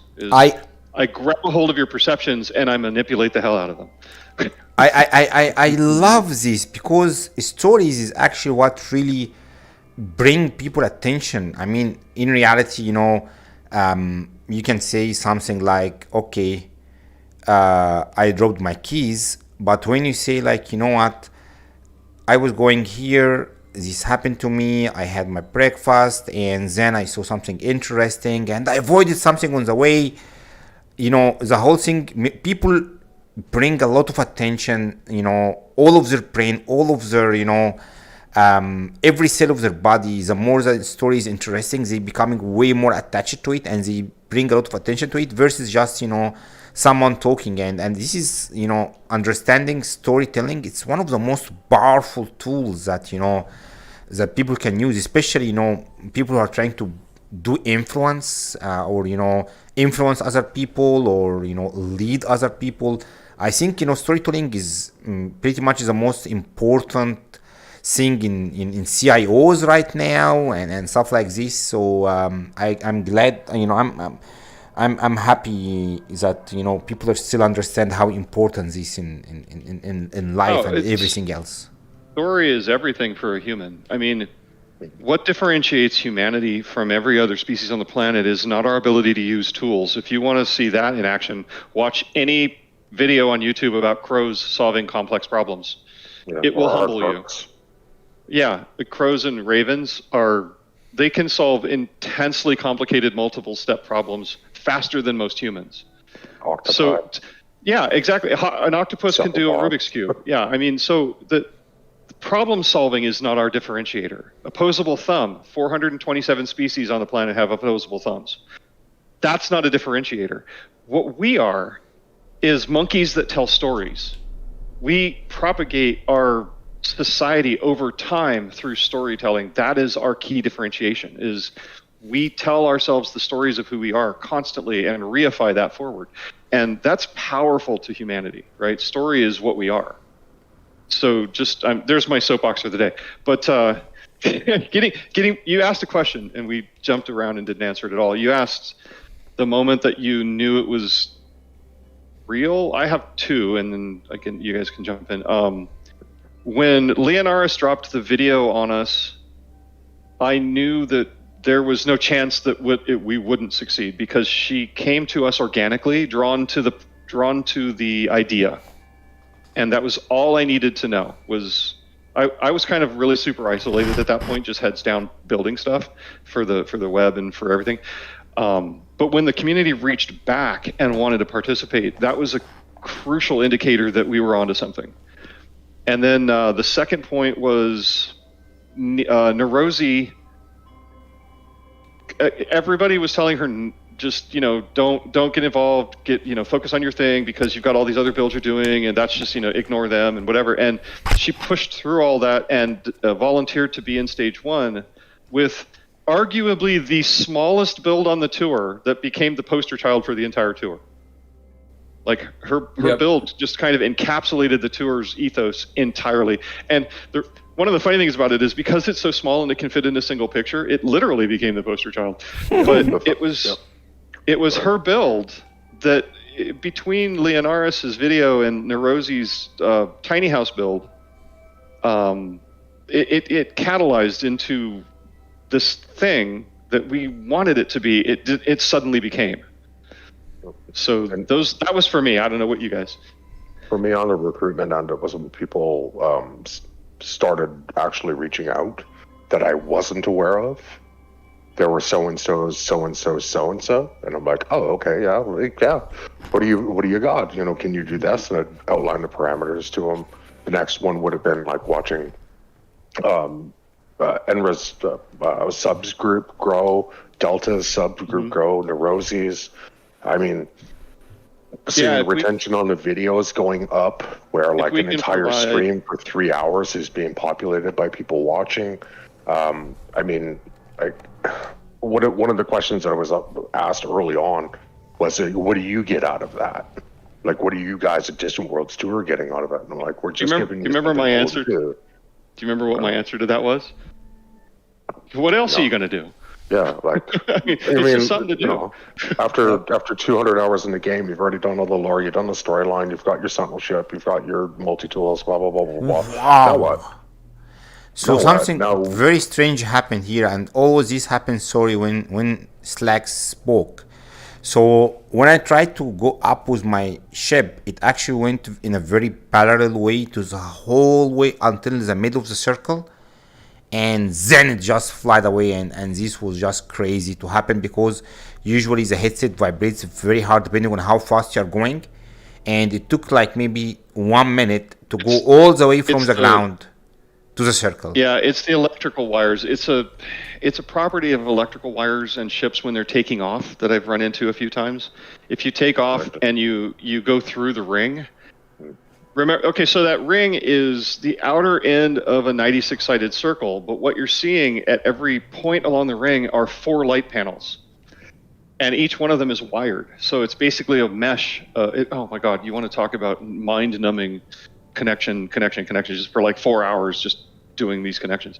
But if your ship takes off and goes through the ring, the animation interacts with the wires, and it kind of does a weird. You either get stuck or it like throws you across the bay. It's weird. But it was crazy cool. Okay, back to you again. Back to you again, Slack. Yeah, so another one of these you've made it moments would be, like I said, people were like, well, what do you get out of it? No, we're providing content that was provided to us by builders. So I don't stream. Well, I used to, but like I don't stream Distant World Tour stuff. I very rarely actually Twitch stream. Tesseract doesn't as well. So on our end, there is no fiscal like reason for us to do this other than for the joy of the game or to give back to the community in which we enjoy. Now, when I see content creators like Lianeras, Enra, et cetera, down the list, using this content and growing their brand and their channel, that gives me joy also, because it's exposing them as content creators and bringing the notoriety to them, plus it's bringing notoriety to the community itself and the builder. I mean, there's, Captain Steve picking us up. There's a bunch of little things that are like the average Joe user wouldn't, or average Joe player wouldn't see as a success story, quote unquote, but they're like huge pats on the back to us. Like, just knowing what the volume of people that have visited our website. Like, that's inside baseball stuff, but like, that's mind-blowing to me. Like, I don't see. I've worked in technology, so I know how things go, and I know the scale of things. And I was partly expecting this because space games are super popular right now, and I engineered the website to draw in the bots that scan for the search engines, so it's optimized for SEO. Let's put it that way. We passed 60 million unique IPs last week. 60 so million? What that means is, wow. So what that means, what that means to people that don't fully understand this is if somebody says, "Oh, I had 1,000 hits." Okay, yeah, but if your page has 100 objects, that's 1,000. You only got hit 100 times, because every single object on the page, every image, every call, everything causes what's called a quote-unquote hit. It pulls objects. So when the browser goes to the website, it's pulling all the objects and then putting it back together. Well, there's like 60 pictures on a page, so that's 60 hits plus the page itself. That's 61. So hits is not the number you look for. What you look for is what's called a unique IP, and that means this person came here for the very first time. We passed 60 million last week. Man, so congratulations, man. Yeah. Well, I mean, we're not. It's not like we're not monetizing, so it's a thing. But I want you guys to know the reach that these bases are having, because people are searching space games, and No Man's Sky is a topic because of Starfield, and so this is coming up, and we're coming up in searches, and these images are getting out there. So I'm not able to draw a distinct line. I can. If any individual builder wants to know their specific hit metrics, I can tell you exactly how many times your page was pulled. But I'm not really asking for ego death there, though. Yeah, I'm not really honestly, because like if it tailors off, you're going to be like, what's wrong with it? Why is it not rendering? Like honestly. But for me on the recruitment side, that metric's kind of important to me, because I want to know that all of the efforts put forth trying to expose all of these builders as great builders is fruitful. But not only for us as a brand, as Distant World Tours, but like you as a builder or content creator, right? Anyway, Tom, so like when you look at the tour, for instance, the way stage 1 unfolded, where I ended up being stage 1, base 1, it looks very self-serving. And that was one of the biggest fears that I had about being in stage 1. I did do that on purpose, though. Well, it does, because like I'm out there recruiting, and they're like, "Oh yeah, Slacks, fucking guy, he's in stage 1, base 1. It's all about him." I'm like, "No, it's not about me at all. Like, I don't care if the world sees my builds. I still build the builds anyways. Without Distant World Tours, I'm still gonna have all the builds that I do. Still gonna own on multiple platforms. I'm still gonna keep glitch building. I'm still going to run through expeditions multiple times, setting up bases for new players to help them out. It's just, that's me. My recommendation to the community, if you're concerned about us being self-promoting, is, well, then volunteer for stage 1 next time. God damn it. Yeah, right? Yeah. No, you mean, guys, self-promoting what? We have 10 people watching this stream, correct? So you're not going to self-promote on my stream. But what the hell happened on this lab, correct? Why there is fire in here? Something exploded. It blew up. So okay. You're nearly at the point of no return. Yeah, if you go in that room, you can get back out of the room, right? So it's not I think I cannot enter. You have to push a button. Oh, I have to push. To the right. It's right underneath the biohazards. No, it's right next to the door. But I'll give you a pro tip: is if you can shoot buttons, you don't have to actually walk up and touch them. But the door is shut because there's a breach in the lab. But okay, so you're wandering around. Stop for a second and look at the floor. You'll see I did the same thing that I pulled this from Damalvina. I put the what is that wiggly creature's name? Jellyfish. I used the jellyfish stickers all over the place to show where slime pools were. So yeah. It's open from one minute. It only opens for. Yeah, you got it. You know what it is? It's a skill check, man. Yeah, I'm not going in here. I've seen a lot of accidents today, so I'm gonna go back up all the way up here. I'm feeling already trapped in here, and I'm done. I assume just like peeking his head through the door frame. Yeah. I just peeked this. I put my head inside just to take a look, and that was enough for me to run out of here. For people that are watching, this is the point of no return, because you can still back up through the teleporters, but once you go through that room, there are the traps, and the severity of them escalates geometrically at every corner. So don't do it, guys. Surviving. Yeah. So the chance of surviving that room the first time through is less than 30%. Yeah, I'm just gonna take a look to this wonderful planet and ring here, and I wanted to ensure, I think we are close to wrap up. I believe that we may need to have way more meetings with you guys. There is still a lot of questions I wanted to ask today.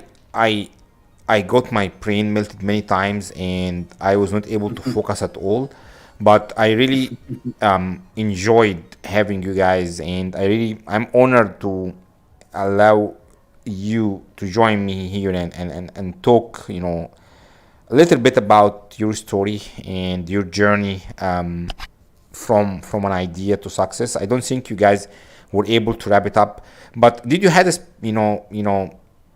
a specific moment when you felt really satisfied with what you have done? As soon as I started taking pictures. yeah.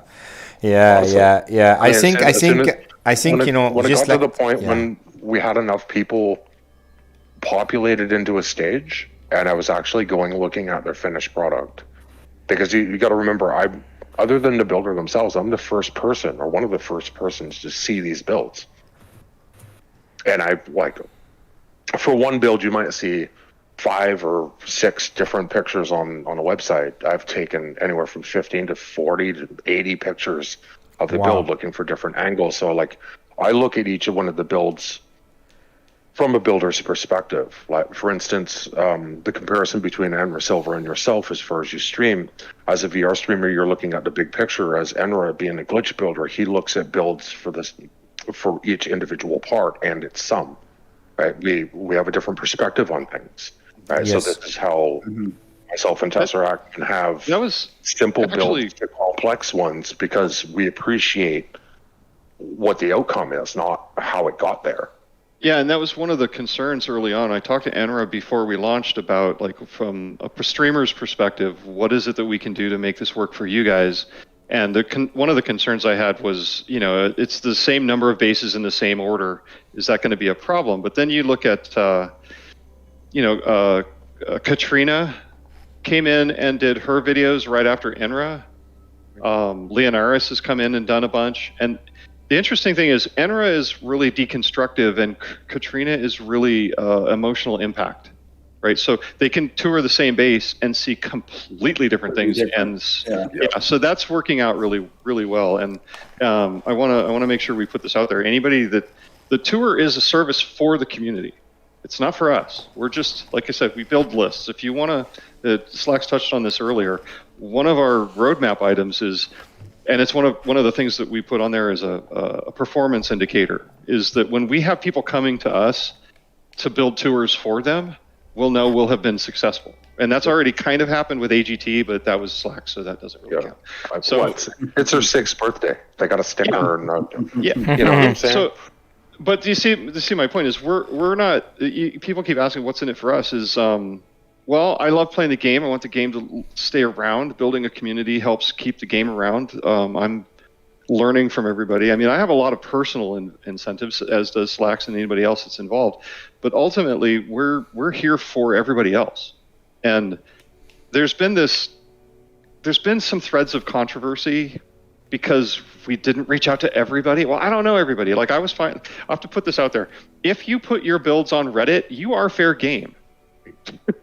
You don't get to say, I don't want that on the tour. But if you come to me and say, I don't want that on the tour, I will take it off the tour, because I'm not going to force anybody. But if it's out in the public, it's fair game. That's all I'm going to say about that, right? So, but what I try to do is I try to reach out to everybody and let them know. But I wasn't able to. Like, some people just have YouTube and no contact information. And I'm looking at you, ER Burrows, because I love your builds. Oh my God, I could fanboy over your builds for like hours, and I have. Right, but so I could not get a hold of you. It's on Twitter. When he was in I have things to do. What happened to Inara here? How did you froze him in time? He's pointing. Oh, he's got his camera pointed. Oh, I wanted to tell you guys, in the middle of the building, on the outside, there are chairs. So you can sit in a chair with that exploding ball in the background, and it's basically like a throne. There should be one on all 4 sides. So just put that out there. But yeah, so getting back to like one of the things I want to make sure that we convey, because I want to make this perfectly clear, and I haven't really written up all of the outlines of this falls on me. I haven't really written up as much as I should about the project outward facing. But it comes down to this. Nobody will be turned away. If you want to be on a tour, you will be on a tour. I guarantee that will happen. Yeah, just participate. You have to show up. You just have to show up. That's it. I mean, in my trade in real life, I'm a hard ass when it comes to like project deadlines. I build infrastructure, so like if an electric plant doesn't get built, a university doesn't get built, there's millions of dollars in fines. This is a video game put on by PlayStations and PCs. Like, this is meant to be fun. I mean, if your real life interferes with your time frame, all you have to do is let us know. Like, it's like, we're not hard asses about that. Like, we were spending a lot of time, like, we were building the tour. Like, I'll give you the way this worked, right? Stage 1, 72 hours out, I basically pulled Zep and Slacks into panic mode because we didn't have anybody in stage 1. I had 3 people, and I had to push Slacks into stage 1 because we didn't have any people. But by the day before, we had it populated. So we can do this. We can. It's not. We just have to, light a fire. Stage 2, stage 1 launches, and now we have literally 6 days before stage 2 goes live. We had nobody in stage 2. Nobody in stage 3, nobody in stage 4. You see the problem here. So we were constantly having to it wasn't just recruitment, it was project management, getting people in on a line. There's a lot. Now, none of that fall. Like I said, I'm not pointing anything at the builders. We were asking a lot. We asked a lot, and I have to put this out there. Everybody came with their A game. Yeah. Everybody. Something important. We're giving you the inside baseball on what it was like actually organizing. It's the stress that we don't want to surface, right? Remember, no. Our ethos is drama free. You guys shouldn't feel any of the friction. Right? You guys made it clear, correct? And fun. When I mentioned about the example, correct? You had the train that's going, and you are building the train rail in front of a moving train, correct? This is the most stressful thing anyone ever want to, feel in his life. But at the same time, because we mentioned Neruzi, I want to have a moment here, to thank Neruzi, because when I started doing this show, I asked a couple of people, and I had Kim, Apella, Flyer, but Neruzi actually volunteered to join when I had 6 subscribers to the channel. Imagine this. We had 1 person watching the stream. Correct? We are not very far. I think now everyone slept. But really, Neruzi, one of the most... It was your mom. Neruzi is one of the most good-hearted, people I have ever met. And there is no way she's going to see this. I don't think she'll have... or hear this, but I really want to take an opportunity to really thank her, because you guys also mentioned her. So, and when I'm back from break, my first episode is gonna be with Neruzi, so I'm so looking forward to this. Okay, guys, we really need to wrap this up. I got a second warning. My controller is gonna die in any moment. You see here. So, any last short moments you want to share? Plugs. Questions, comments, or concerns? Yes. DistantWorldTours.com. Yeah. You can also find us on other social medias.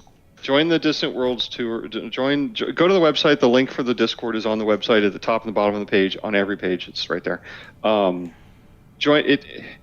We're not trying to build a civ. We're not trying to build a community, but it is becoming a central point for all builders across all civs. So that's wonderful to see. If a couple of things, we've got a tour, look at the distantworldtours.com page. All of the tours for the rest of the year are listed in that page. The next one that's coming up launches on the 1st of July. It's going to run for 5 weeks. It's basically an open build, so anybody can build anything as long as it's on a planet with fire or volcanoes. Basically, it's called bonfire builds, so flame biomes. And you can submit as many bases as you want. Just follow the instructions in the Discord. We've got a whole thing set up in there. And if you have any questions, just hit us up. There's more tours throughout the rest of the year. All the dates are on the homepage. If you're interested in any of those tours, you are more than welcome to join. Just find us in the Discord. Everything goes through Discord. If you're interested at all in running a tour of your own, we will provide the support for that and the infrastructure to get you up onto the website. All you need to do is approach us. Again, Discord. Skill level is not an issue ever. Yeah. We had made a concerted effort on the tour to include people, and he called them vanilla. I think we probably should just call them standard. Well, yeah, but like standard builders, right? They don't use glitches. Fantastic flavor. Yeah, I just it's some people that can rub people. Yeah, language matters. Let's just put it this way. I'm not being derogatory when I say that. I just mean non-glitched. Okay, so the key there is with the Grand Tour there was curation. Right, I talked about this with Zep and Slacks really early on. Is I have to curate a story that's really involved, that's complicated, that takes a certain amount of experience and perspective to pull that off. That is, unfortunately, it can kind of give the impression that I'm playing favorites or editorializing. No. I'm serving the story, and we have goals that the story has to achieve. In the Grand Tour, you'll see bases that don't have glitches at all. But they have a really interesting point of view, and that's what draws our attention. Is have an interesting point of view. I will draw the bar. Is I'm really not interested in prefab bases, not even a little, because that's just that's table stakes. Tell me who you are, and you will get my attention. That's all it takes. But beyond that, if you want to be on the bonfire builds and use prefabs, that's completely cool. The rest of the tours don't have the same entry requirements that like the Grand Tour does. The Grand Tour is like the Oscars kind of thing. It's meant to push the boundaries, but every other one of the tours is basically just meant to be a fun thing for people to do. So join in, don't travel, don't. It's just something to do. Last thing I want to push is we started out with a photographer and a social media person, and they kind of disappeared right before we launched, so that work kind of fell back in. I think we've completely broken Zep to Sonic. She did so much round the clock work, and I think we just broke her. We're looking to expand the team. There's several things that we definitely need. Photographers. I need somebody to help with Discord because I design software for a living, and I can't make sense out of Discord. Seriously. And we literally ran into limitations of Discord while populating Discord. So the takeaway from that is, if you want to join the team, like Lianeras came to us with this, hey, can I do videos? Oh yeah, you are the video production lead. You are that's you. I'm not putting requirements on her, but anything she gives us is fantastic. If you want to be involved at all, let us know. We will bring you in. We need the help, especially photography and pathfinding. But if you've got any suggestions on things we could do better, we're completely open to making changes. The thing is evolving as we go. So, tell us what you want, and we'll try to make it happen. Yeah, you're literally the community that we're trying to get back to. So, feedback, please. Perfect. Yeah, absolutely. Guys, I really we're pretty one-sided when it comes to what our perspective is. We don't know. Without being informed by the general public, we don't know really, right? So all of our estimations on what would be quote unquote successful or embraced so far has seemed to be successful and or embraced. But if there's a way to make it more inviting, more fruitful, more palatable to people, by all means, please let us know. Yeah, and success, like I mentioned earlier, success changes over time, right? So success before the project was building the project, and then having somebody beyond the project, and then another thing was having somebody approach us to do one for them. Well, that's all changed because that's all happened. The next version, like what's success now, is do it again. Sustainability and, being iterated. Okay, guys, I think I lost my controller, so I'm not, I really would like to thank you guys for joining me today. I would like to thank anyone who watch us later on. this is, as I mentioned, I'm gonna be traveling next Wednesday, so this is gonna be the last live stream of the show for a while, because I'm be gone for 3 weeks. I have recorded a couple of tours, and I'm gonna, release them. They're not gonna be live, but they're gonna be recorded. So hopefully it's gonna be, less boring stuff for me and more focus on the actual builds. I want to thank, this guy, Inara, really helped me a lot. Enra, sorry, was pretty much, everything, and give me this cool ship. And dude, anything from your side, Enra? No, we're doing good over here. Everybody's been enjoying themselves. I appreciate the chance to hang out with you guys today. This has been a lot of fun. Getting to go back through these builds and see them again has really been a lot of fun. Perfect. So, thank you, man. Thank you. And I cannot thank you guys enough, Tess and Slank and Lena, before she leave. You guys opened your heart, correct? You really spoke, very I felt a lot of truth. I felt a lot of passion. It's so touching. So really appreciate you taking time, especially I think all of us gonna work tomorrow, but you are in US, I'm in Europe, I'm in Middle East, even worse. But really appreciate, really appreciate you staying here. Look, that's like calling Kiwis Aussies and Aussies Kiwis. Canada's not a country. You're just like... Listen, we're 33% larger than you. Yeah, whatever. I have bodily autonomy, so all I'm hearing is overcompensation. With that charter, I'm sorry, yeah. I couldn't hear you over all of my charter rights. Yeah, whatever. Yes. Universal health care. Who needs it? So Right. yeah, I want to thank Kim for staying so late. I think this was extremely so Appreciate exhausting for her. Thank you. So thank you for joining, Kim, and everyone who joined or watched this later. You guys, thank you. I really hope you loved this show. If you liked it, loved it, just leave a comment. So hopefully when I'm back, I will be able to keep going. I'm gonna take a long break. I really need a break now after today episode. So yeah, I think that's how we're gonna wrap it up. I'm gonna do the trick that Flare teaching me to do. I'm gonna open my photo mode, and maybe you can wave with me, man. Let's say bye to everyone, guys. Have a nice night. Enjoy your working week. Slack, Lena and Tess. Thank you, guys. This was a hell of an episode. Thank you for everything you done, and thank you for joining me today. Really appreciate it. And guys, join these guys' tours. They are awesome. Subscribe to our stream. He done a massive amount of great things. If you didn't join his channel and streams, you're missing a lot. Thank you all. Thank you for have a nice day. Take it easy, Miha. All right, I want to say goodbye to everybody on my side. ER Burrows just showed up. He heard you talking about him, Tess. Yeah. Right, you are always late, but little big. I'm a full-on fanboy. Yeah. He's a fanboy. Sorry. Just see you guys. I'm full-on fanboy. Just telling you. Take it easy, Miha. Bye.